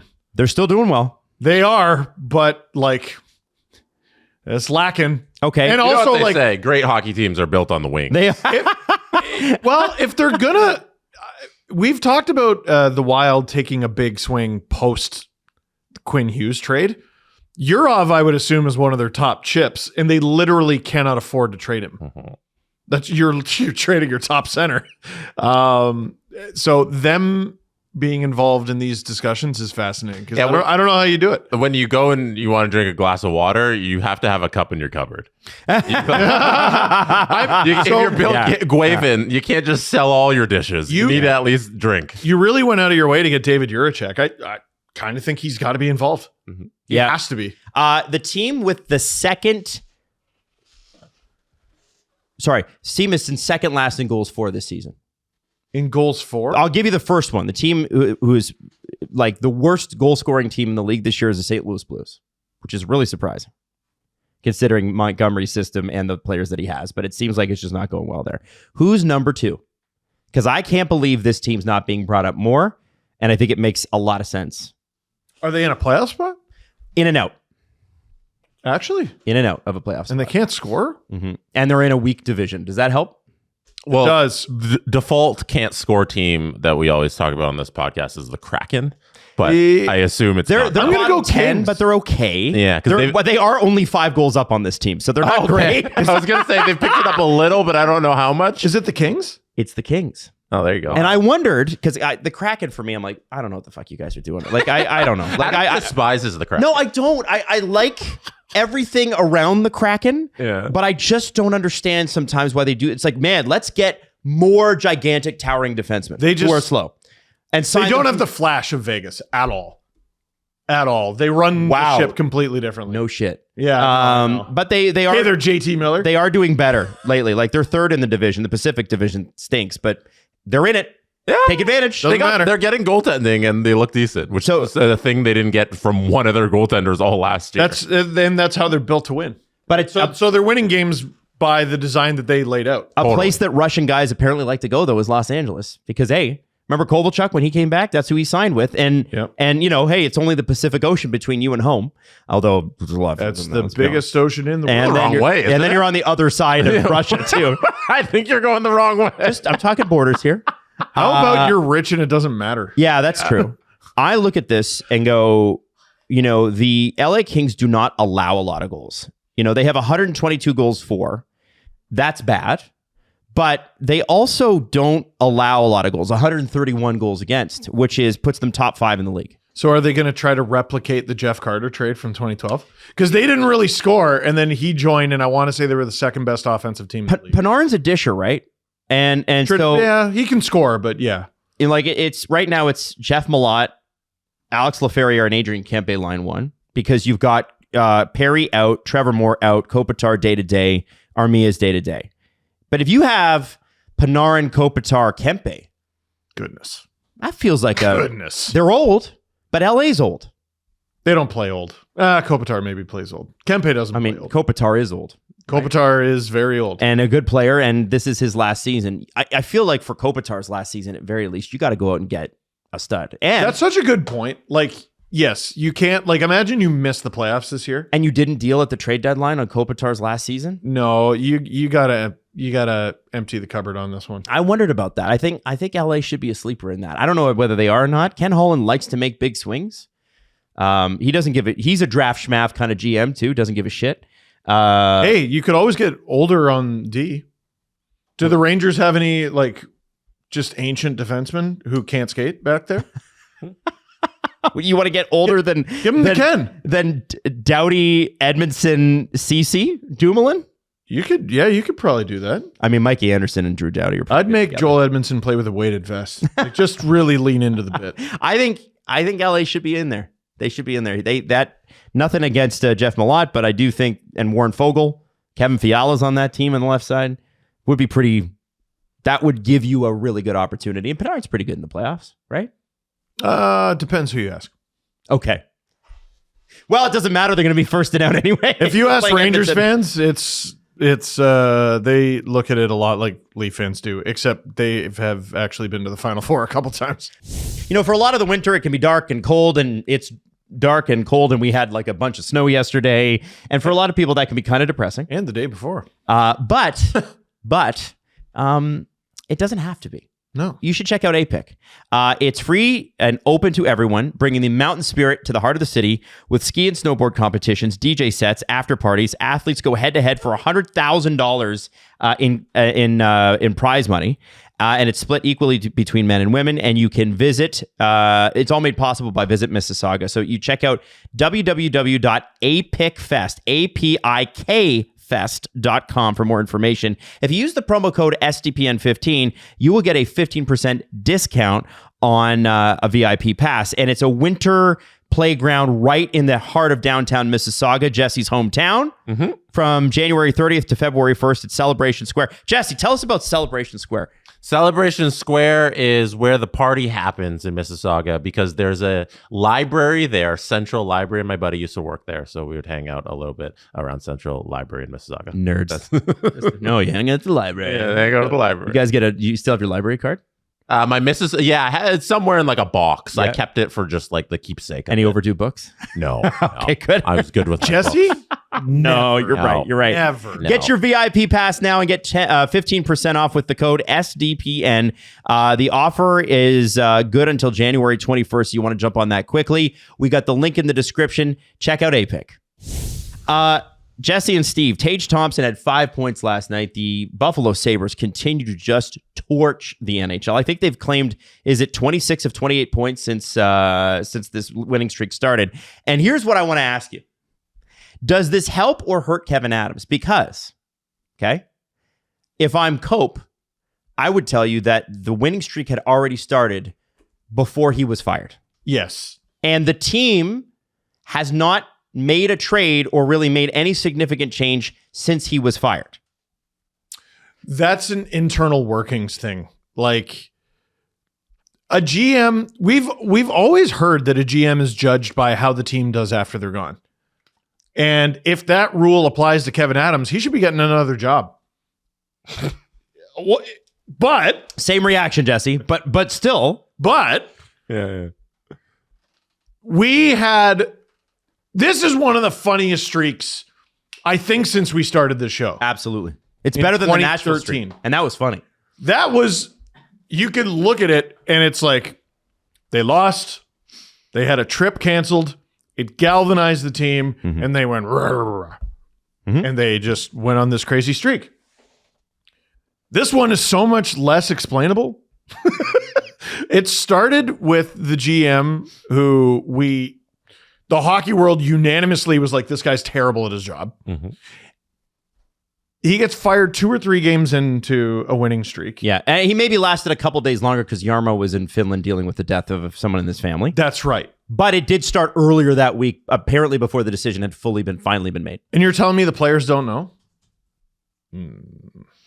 Players know. December 9th is when the winning streak started, and he was fired on the 15th. Hey. 6. He also built this team. They're 12-2 without Kevin Adams, so since December 15th. That's crazy. He got them Josh Doan. You go back to the winning streak on December 9th, then they're 15-2. So, brother. I think it does not speak to Kevin Adams' job and what he's done. I think, just like in Nashville, where good vibes and the air and the ether is what propelled them into their winning streak, I think not having Kevin Adams has freed up the players on the ice. When was the last time you associated Buffalo with good vibes? Like in the NHL? A long time. All he brought was palm trees and bad vibes. Man. That's all Kevin Adams did. Actually, didn't bring palm Sorry, trees. it's Pam trees. Palm trees. Yeah, he didn't bring them because they don't have any in Buffalo. I don't know. I think like sometimes we see these weird things with hockey players where, hey, we get a little motivation from just the organization being a little stable and everybody's playing better. Like, I think happiness in a locker room breeds success on the ice when you have good players. And we've always thought that Buffalo had the pieces. They had talent. We've Yes. always just been shocked that they've never put it together. And whatever it is right now, I'm not willing to give Kevin Adams any credit. And I think it's the players here who are now happy with their situation and they're willing to compete for everybody in this organization. So more power to Buffalo. Like, I hope they keep this playoff spot that they're in right now. It's an impressive run, but I'm not willing to give a whole bunch of credit to Kevin Adams on this. They're like surprisingly deep too. You know how many players have 20 points or more? How many? Friggin' 10. Nice. That's a lot. And Josh Norris would be one of those players. He's playing at almost a point per game clip. 17 points in 19 games. The 19 games is the problem. Michael Castlering's only played 16 as well. That sucks. That sucks. But Josh Doan, quote unquote, the throw-in, has been outstanding. And I've never, can I just be honest? I've never seen a GM. It does speak to like, hey, we didn't like this guy. I've never seen a GM so universally disliked by a team. Coaches, you see it all the time. I think they genuinely didn't like that guy. What? Let me ask. What else are we supposed to take from this information? Right? Like, nobody's going to step up and defend it. Is hockey just genuinely this random? Or I think human beings are this random. Like with the Leafs, for example, it's very difficult to ignore. Awful thing happens, immediately not awful. 8-0-2 immediately. That's difficult to ignore. Same with the Sabres, man. What am I supposed to take from the Sabres are awful for God knows how many years? Kevin Adams is fired. Nothing changes. Not a thing. And they're great immediately. It's even less explainable than the Leafs with Savard. That's because he's not in the room, right? But like, how often is your GM in the room? That's what I'm saying. Yeah. I understand. I understand now. That's Sorry, what I'm saying. Like, misunderstood. this is a guy that, like, I don't know if it's contract negotiations. I don't know if they didn't respect his knowledge. I mean, he did kind of come out of like building a youth program for the Sabres to being their general manager, a bit of a jump. I don't know what it was, but you're right. And I think there is like, if you've ever had a bad boss and that bad boss gets fired and you like the job, but the bad boss is making the job bad. Oh yeah. There is a bump. Yes. 100% there's a bump. I think it's real. And like the Josh Norris trade, I think is a perfect example of like, hey, Kevin Adams made a horrific trade here and he should have never acquired that player. And Josh Norris, like, there's no update on the injury from when he left the Philly game. Was a night ago, but they're saying they're speculating it's a rib injury that's flaring up again and he could miss more time. He's played so little for the Sabres. Yeah, obviously. That's Kevin Adams' decision making. I don't feel bad for the Sabres or Kevin Adams at all. No. I feel bad for Josh Norris. Yes. This was always the risk with Josh Norris, and lo and behold, here it is. So I don't have any sympathy. And you traded away a good player you didn't have to. You just held on to what you had. And To a divisional rival. And you Thanks a lot, by the way. You also send assets there to do this deal. Like It's stupid. It's not a justifiable It's deal. horrific, and that's why he got fired. Regardless of if this season goes well or not, those things, there's so many of those touch points along the way of Kevin Adams' tenure that he deserved to get fired regardless of if they're on this win streak or not. I saw Sens fans and Sabres fans going back and forth, and someone was like, oh, Josh Norris had this and this and this today. And the Sens fan just goes, Dylan Cousins completed the game. Like, It's a good end. Yeah. man, it's that's a tough deal. And look at the Sabres regardless. Yeah. They lost Dylan Cousins for a player who doesn't play I also think and are doing great. they're 13-6 with Norris in the lineup too. So when he does play, he's very, very impactful. That's great. 13-6. Yeah. I know. Brother. I know. Sister. I want to talk to you about the Senators, actually. It's interesting that they were going back and forth with Sabres fans. It's been a tough year for the Sens. Can't get a save. Linus Ullmark back in practice today. Great news. He's not talking. We already asked Julian, hey, do you think he's going to talk? And Julian's like, we asked and no. I don't fair. expect him to. I don't- Until he's activated. I expect him to give a full interview to Pierre LeBrun and Pierre LeBrun only, like Steve Stais did. Oh. I'm sure, man, if I was local media there, I'd be fucking furious about that after that statement. But I digress. What I want to talk about is I told you the Rangers at 48 games have 46 points. Not great. The Senators at, let me just look it up here to make sure I got it right. Right, currently 46 games have 49 points. Okay. Also not great. Can't get a save. I think the team's probably better if they get just an average goalie, right? We'll see what James Reimer's able to bring. We'll see when Linus comes back, whatever it is. Reimer carrying them to the playoffs is easily the funniest outcome. I think no matter what happens, the Senators have got to buy here. Because this is the first, I believe is this not the year that they forfeit their first round pick from the Dodonov? It is. They do not have a first round. If they finish low like what they are now, they're going to be in the mix for the first overall pick that they forfeit. Well, they like can't be. Like they won't even be in the ball. So correct me if I'm wrong. In theory, the Senators could win the draft lottery. No. Well, they just won't. They included. wouldn't be in the draft lottery. They wouldn't put their ball in. They are forfeiting this year's pick because So it'll be 31 picks in the first round. This is round. the last year they can forfeit. Right. So this one's gone. Yeah, the first round this year will be 31 So the first picks. round has 31 picks. Exactly. That is how this year. But they might have pick 32, which is in the second round this year. Bizarre. Listen to me. Go and buy. Does that almost slightly elevate the value of first round picks in this draft? Like apart from there's some pretty good players available, but like, oh man, like, but we're only going to be trading for the 14th, 13th. We're only going to be trading for the 10th. Well, 9th. Now we're whoa. I don't know. It's a little. We're splitting hairs here. Yeah, Jesse, you cannot tell me Kyle Dubas hasn't had a half-hour conversation about this very subject. Oh my God! Kyle Dubas is sitting in his office ectoplasming over the one pick he's moving up. Like that's true, Guys, we have to find a way to acquire a first so we can trade back for 2 seconds. We have to find a way. The seconds are 1/32 more valuable than they were in the We got to do it. Technically, the 32nd pick this year, the first pick of the second round this year, will be a first round pick. Because hilarious. Also, Adam, how dare you say 1/32nd? If I have an opportunity to move up 3.125% in value, I'm going to do it. All right. Yeah. Now, I'm curious about what the Sens do. They are apparently Sens fans really want to get Rasmus Andersson. I think anybody does. The Sens could do it. Could actually do it. Yes. And that would make, again, I keep thinking that makes a lot of sense for them. It makes sense extra for them? sense regardless of how their season goes if you extend him. Right. Yep. If it's a rental, obviously it makes no sense. No sense. Yep. Let me, I got breaking news.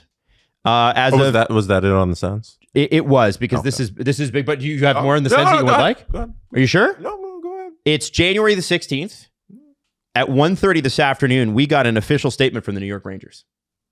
Oh. Like on Twitter. Unless you got more Sens you want to hit. What's the statement? I'm going to read it out because I haven't read it fully. But this is from a message from Chris Drury to our fans. Oh, after the Fire Drury chance.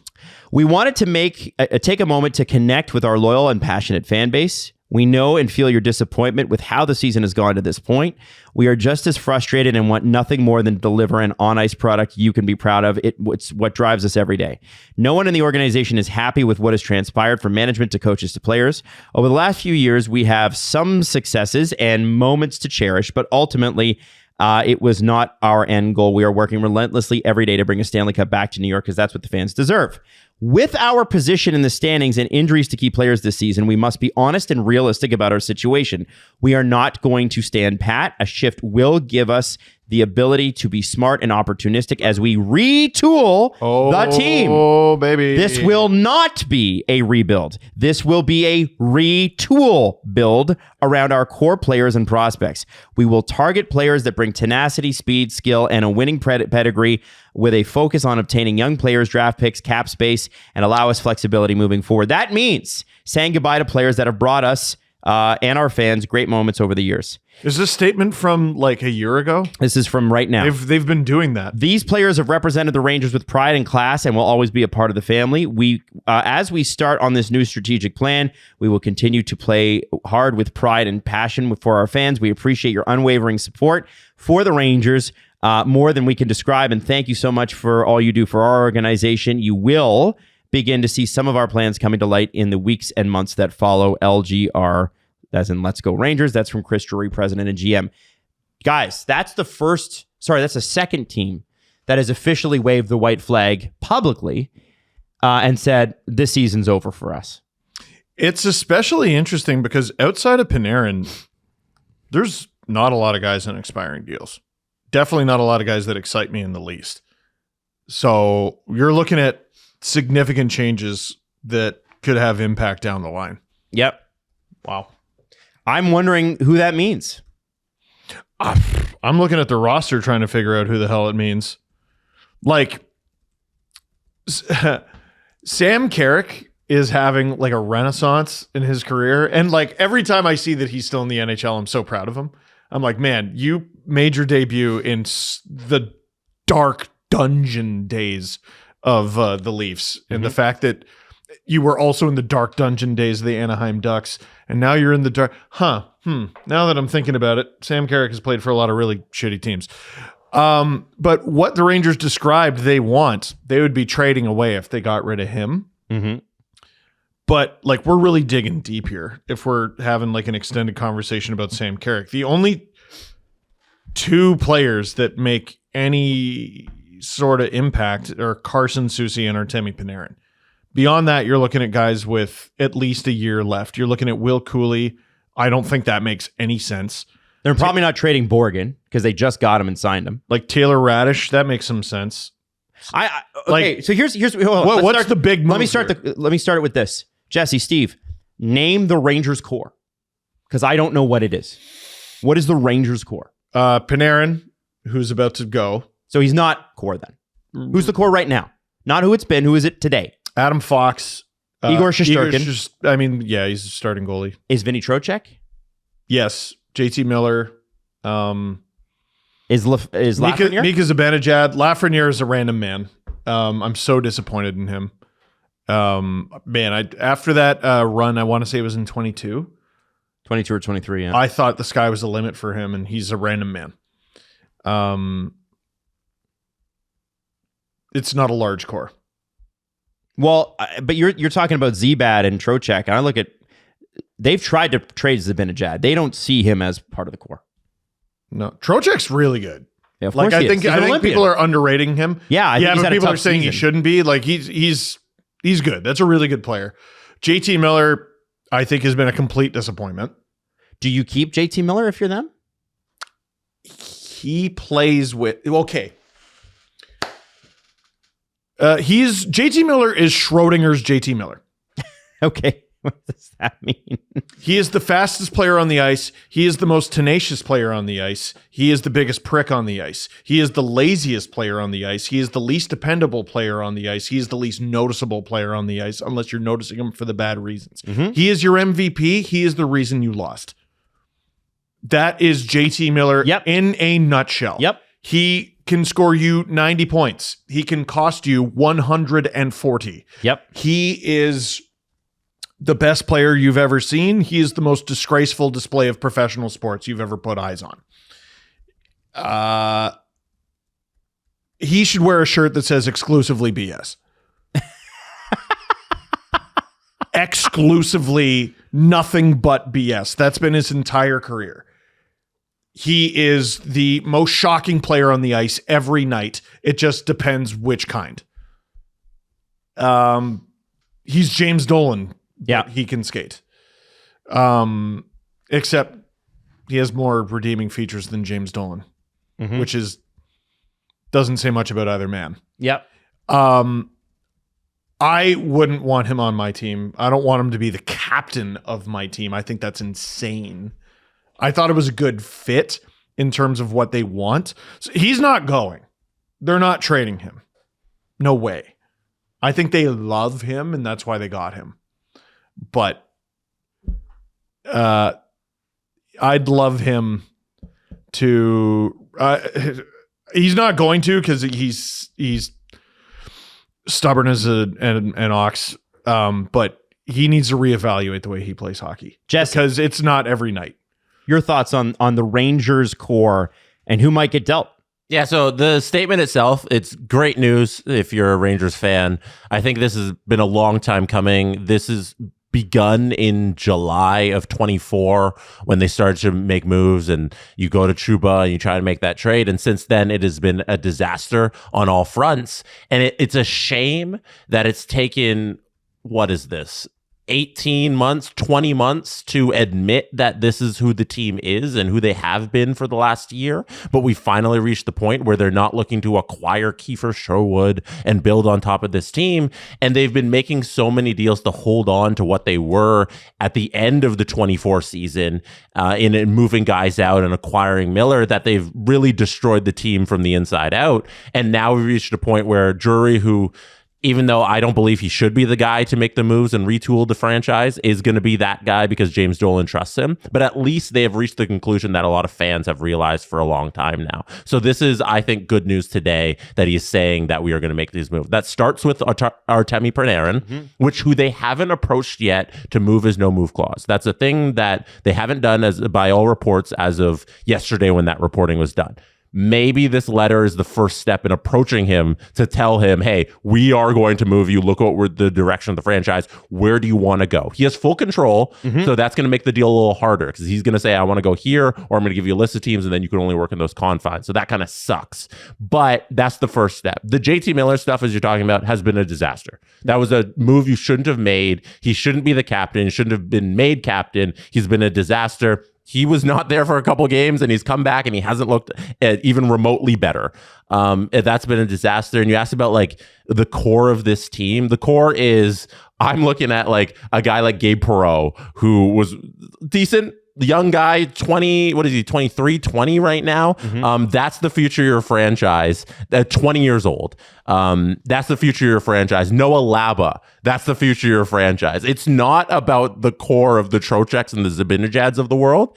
It's now time to move completely past that era of New York Rangers hockey. That's what I would like to see out of this team. Like, it's get rid of that everybody from that era that we just had, because that thing came to an end in a disastrous way last season. And now this season just been more of that. You're obviously going to keep Shesterkin. He's your goaltender, but you're now got Fox. You've got Laba, you've got Perreault, and Chris Drury has been so damn bad at drafting that there's not many other people you can point to.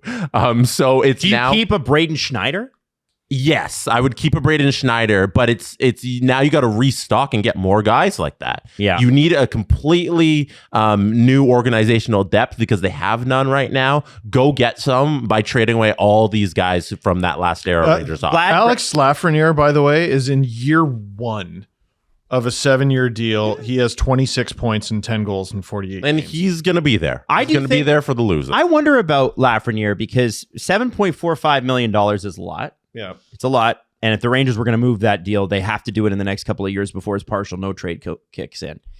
But do you not think a team like, I don't know, Carolina, right, who are tiny Who's this underperforming guy? He's got potential. Carolina. No, well, I what I think Carolina believes, and they're probably right, is that they have an edge on people in terms of general manager intelligence. That management group's not stupid. And I do think, like, if they were in on Pettersson and have still sort of been checking in on Pettersson, and I'm like, man, Pettersson's not been that great.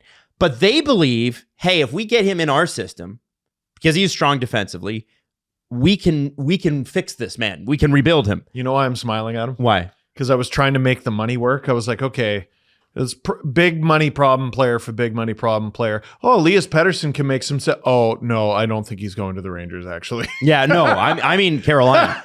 Yeah. Would Carolina not look at a guy like that and go, oh, that could be valuable? Vinny Trocheck reunion in Carolina? You don't need Lafreniere isn't the move I'm looking at to do right now. Like, no, that's something like he's sticking around. He's here. He makes a lot of money. And who in this league is looking at that and saying we want to buy him right now and you're going to get value for that? Like, that's somebody I'm sticking around. If you're going to retool here, he's going to be a part of the losing. Mm-hmm. Okay. Like, Banachette has 4 years left. GMs around the league are going to value of Vinny Trocheck. Yeah. I love him. Like, that's the tree I think we should be barking up. Like, the big names, the guy who have pedigree in this league, you can get assets for them. And Trocheck is at a really respectable cap hit too. Yeah. Like, what is it? 6.5? Oh, it's 5.6. 5.6. Oh my God. Yes. If you can get Zibanejad to waive, like, that's everybody's going to be happy to take on Mika Zibanejad. You know where Trocheck would make a ton of sense?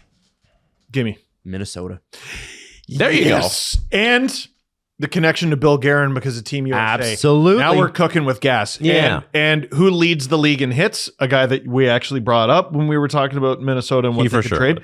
No, it's Yakov Trenin. Oh, he passed him? Does he really? Yeah, Sherwood's number 2. Oh, there you go. Yeah. So, like, I'm just going by the first thing I did. The reason I know Trenin leads the league, by the way, is I read that statement, and the first thing I'm like, you know what? I'm just going to be dumb, and who leads the league in hits? they're gonna go out and try to get that guy. Well, Trenin is a 4th liner on Minnesota right now, and that actually kind of makes sense. Would you say it's trending in that direction? Wait, This fucking guy, right? Right? Still got it. Will Cooley is 3rd. He's on the Rangers. You don't have to acquire him. He's yours. Hey, I'm trying to find guys on contending teams who the contending team could afford to lose. And Trenin is, like you said, Trenin in that direction. if you're the New York Rangers, obviously Adam Fox is injured right now. He's on long term.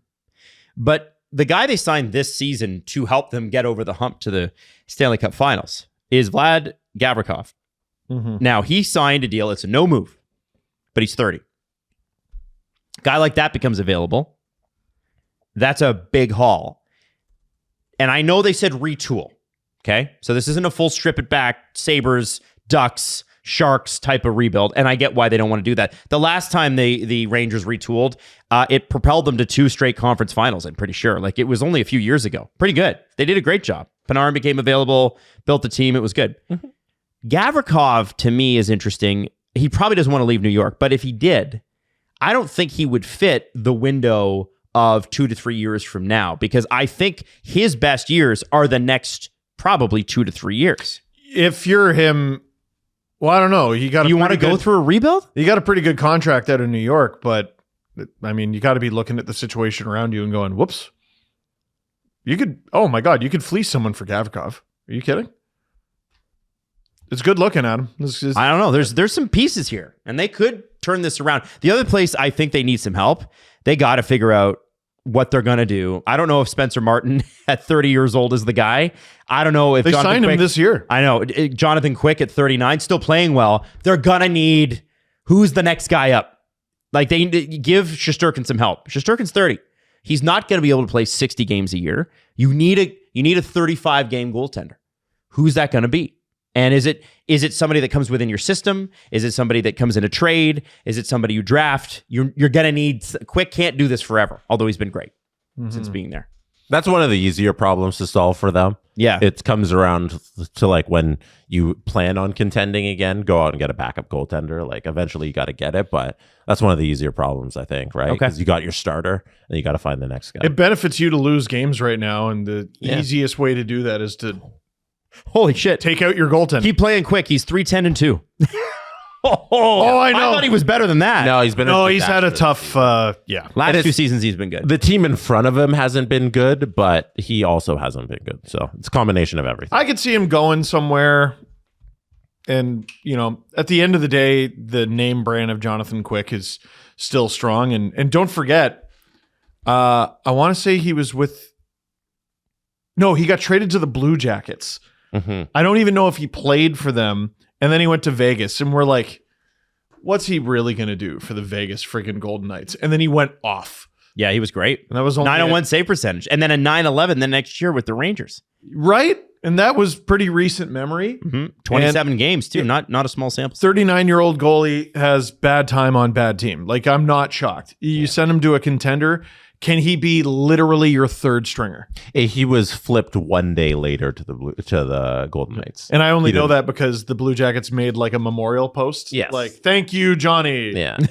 It's 24 hours as a Blue Jacket. Very funny. A couple of other things that I quickly wanted to hit on. ITV4 in the UK has picked up the NHL rights. ITV is a big brand in the UK, and starting today, you'll be able to watch the Wild and Sabres for free if you have I guess for free. It's a cable That's package. great. But we're starting to see actual NHL games in the UK, which is interesting. Nice. Also interesting is the EIHL, which is the British League, not televised. So you have to think not great. That's not great, but I think the NHL is like, I don't care about those guys. So the NHL has a home in the UK. Rising tide floats all boats. Absolutely. The last thing I want to touch on is not hockey related. In the last 24 hours, we've seen Kyle Tucker sign for $60 million a season with the LA Dodgers. We saw Bichette sign today for roughly $40 million a season. I don't know with the Mets. I don't know how I tell my son. Because he loves Bichette. He loved Bo Bichette like probably before he loved any Leaf. Well, you need to tape the reaction and play it at his wedding. That's what you need to. Oh my Don't god! do that. Those are the best. But his teddy bear is called Bobo. I wanted to ask Bo Jesse, Bichette. our World Series streamer extraordinaire, well, the entire playoffs. It was such a grind. Are the Jays better, worse, or the same going into this season if the offseason ended today? I think there are better than where they left. Bo Bichette, they're really going to miss him because of the bat. Like, the bat's incredible, but I'm not too worried about the Jays lineup next year. You're not, eh? No. So if they did nothing else, you'd be okay with it? Yeah. I think they can compete again for the World Series. Okay. Yeah. What is it that's giving you, because there's a lot of question marks. The Okamoto from Japan, as good as he is, you don't know how that's going to translate in North America. They have analytics, but until the rubber hits the road, right? You're not really sure. Ernie Clement's going to play full time. Jimenez is going to be the shortstop, I would assume. Mm-hmm. So Okamoto at third, I would think. Yes. Are you counting on a guy like Addison Barger to take another step? And Santander coming back, and that's going to be a good bat. Plus, I think they've figured out their pitching, and it's going to be a lot more stable than it was last year. You got to remember, like, last year, the Blue Jays were a disaster for a couple months there to begin the season, and then they went on a magical run through midway through the playoffs. Like, they are a lot more stable as an organization and the guys they have, and I'm pretty confident that they can build on everything that they had last year. They will miss Bo, but I think they'll be all right. Do you believe all the catastrophizing that the Kyle Tucker contract will finally be the nail in the coffin and there will be a strike/lockout next season? After next season? Baseball, to me, is in too good of a place to go into a lockout. Like, it would destroy them if they burned all of this momentum that they've been building. Because people, I think, are into baseball like they haven't been in decades. And it would be a real shame if they had a strike or a lockout at the end of next season. So I think they will try their best to avoid it. The craziest stat I saw yesterday, Drew told me it because Tucker, that actually broke during the stream yesterday. Okay. I believe it's Ohtani and Tucker make more than the Minnesota Twins' entire 26-man roster. And you can't operate a league like that. Like, that's disgraceful. But who's more disgraceful? The Dodgers, who are just spending like an entire country's GDP on a baseball roster, or trying to win, winners trying to get even better, or the Twins who are just obviously Pirates, not trying. The Pirates, the Marlins. I mean, the Twins are in there, but like, here's what bothers me about the salary cap conversation. First off, there is one. It's just it's a luxury tax. Right. Second is the Pirates owner basically said, I'm not going to spend until there's a salary cap. This guy's a billionaire. What the fuck are you talking about? It's a joke. It's an absolute, what's happened in Pittsburgh specifically, this is the franchise of Roberto Clemente, bothers me because this is like a town that loved that team, and this guy's just a fucking idiot. And when your own commissioner gets on television and says, yeah, we got to fix the Pirates situation, you know it's bad. That's his boss. Did he say we got to fix the Dodgers? No. No, because the Dodgers are working actually A-okay. Because the Dodgers generate a lot of money too for the league. And they've won. There should, instead of a cap, I think what baseball needs is a fucking minimum spend. You want to play poker at this table? Here's your buy-in. That's what's bullshit about what's happening here. I don't have a problem with that at all. It's at the end of the day, I think we're all sick of billionaires being cheap. Yeah, I'm going to buy this team and then fuck the whole city. Get off your wallet, you dork. I'm actually like, yeah, the Dodgers are spending and they ought to. So I don't know there's no redeeming quality in a billionaire that won't spend money. Nope. Exactly. Why do you own the team then? Just buy tickets to the game. You're a dork. This is a thing that a lot of people won't agree with, but for the popularity of the sport, which I like seeing it grow, it's good to have Goliath. Yeah. It's good to have the big bad monsters. The Dodgers being the easy thing you could point at and be like, look at the evil empire spending a lot of money and winning a bunch of championships is good for the popularity of the sport. There's no greater illustration of that than heading into the 2019 NBA final. They showed who was cheering for who, and they showed a map of North America. And it was like California is cheering for the Golden State Warriors. And it was only a chunk of California.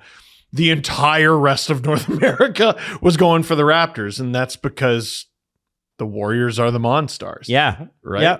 And they took advantage of a weird cap situation too, right? Oh yeah. And they won. Yeah. The cap went up and they signed Durant and then they won a bunch of championships. And for the sake of like when you win a championship, it means more when you knock off the big bad team that's supposed to be the one winning the championship. It actually sweetens the victory even more that you can knock off the Warriors or knock off the Dodgers. And like the 2016 finals where LeBron beats the greatest regular season team of all time and that year's Golden State Warriors, that's probably the number one championship that's been won in the last 20 years of the NBA because of what he did overcoming the odds there. And that's only possible if Golden State's so good. And that wasn't like one of the Durant teams where they bought it. But it's still like that was the ultimate team. And if the Blue Jays were able to knock off the Dodgers, or if next season somebody beats the Dodgers and they win the World Series, it's going to mean even more because you beat the team that spends without any limit. And the team that spent the second most money last year didn't make the playoffs.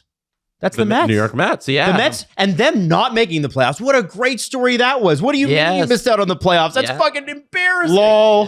Yeah. And they just picked up a guy who's going to play third base for them. Bichette's going to play third base, who's one of the worst infielders with a big bat in the league. And they're already bad at defense. And they had their own homegrown guy, Pete Alonso, straight up reject them. Like, it's not been a great offseason for them. That's going to save them. But it's like, this is I think the idea that you spend and you win is bullshit. It's some teams spend intelligently and spend a lot. The Dodgers. Some teams spend a lot. The Mets. Yeah. I, as a Jays fan, or as any baseball fan who's not a fan of the Dodgers, hate this. But like, what, should they not be allowed? And also, like, we have a sports show that we've been doing for over a decade. And over a decade, we've talked a lot about different dynasties from different sports. And never once has the conversation gone to, was that bad for the sport? Exactly. Were the 80s Oilers bad for hockey? I don't know. Let's talk about it. Let's have that conversation. Yeah, dynasties actually drive interest in the sports. Well, it's hilarious because like Detroit, when they were winning all their championships pre-lockout, Was that bad for the NHL? they had the highest or the second highest payroll every year. So that's when Shaney was like, we all accepted less to play in Detroit. No, you fucking didn't. Shut up. No, you didn't. Anyway, The NFL went from the Patriots dynasty to the Chiefs dynasty, and all they've done is print money. The New England Patriots, bad for football. yeah. Notoriously. Actually, very good for football. And by the way, they won't let Tom Brady near TV. That's a situation where there's a salary cap in the NFL, and they did it by playing the same rules as everybody else. So it's a little different, but there was some sort of thing, and I don't understand the NFL salary cap, so help me out with this one. They talked about how they tried to extend the Brady window, and the reason they were so bad after he left was because they had so many cap penalties. Yeah, you can defer money. You can renegotiate a contract to push the money that's due to the following season. So that's what they would consistently do. So if Tom Brady makes 15 million or whatever, 20 million this season, they can renegotiate his contract. So then that cap hit will go on to next year's deal instead of this year, so that they can spend more money this year. And they would continually do that. And just kick the can down the road. The Rams did it for their Super Bowl victory. And then like the following year, it just came back because they had to pay all that money. And they're like, okay, this is the year we'll accept all of that money in. And they were screwed for like a year there. But then eventually you get out of it. But who cares? You win. Exactly. But sometimes you don't win, and that's the risk you take. I love that. Yeah. We need that. Yeah. So I'm down with a hard cap. We're in a hard cap world in the NHL. There should be a little more of that. Yeah, but the NFL, then you'll be like, it's non-guaranteed contracts. Right. Yeah. Guys get screwed all the time, and it's a short career there, and your money's not even guaranteed, and that's real evil for the sport you're playing. Right. I sorry. What I mean is, I don't mean non-guaranteed, but the ability to go back with a player and say, like, okay, let's say it's let's say it's Elias Pettersson, okay, and hey, we're Vancouver, and we're actually good now. And I need to bring in a $5 million winger. I call Elias Pettersson, look, listen, dude, a couple years from now, we're going to pay you this $5 million, but this is the chance to go for it now. So can we just move that money to 2 years from now? That would be cool if they'd be able to do that, to a certain percentage. I know it'll never happen in the Bettman era. Never. But wouldn't that be sick? It'll never happen. Make the trade deadline so much better. It'll never happen in any era. In the NHL, no shot. Oh, makes me mad. Okay, we'll leave it there. By the way, thanks to everybody who came and saw us in Peterborough. And Steve is going to do the stream with the Winnipeg Jets tomorrow night. And we will be back on Monday. Is there anything else that I'm missing that we need to announce? Anything? I don't think so. Okay. Olympic schedule coming up. We'll start talking about that. Love you all. Have a fantastic weekend. Anything else? No? I'm going to go sleep tonight. And I'm going to snore. Yeah? Just let them rip? So if you hear that, apologies. It's going to be loud. The Steve Dangle Podcast. Follow the guys on Twitter at Steve_Dangle, at Adam WYLDE, and at Jesse Blake.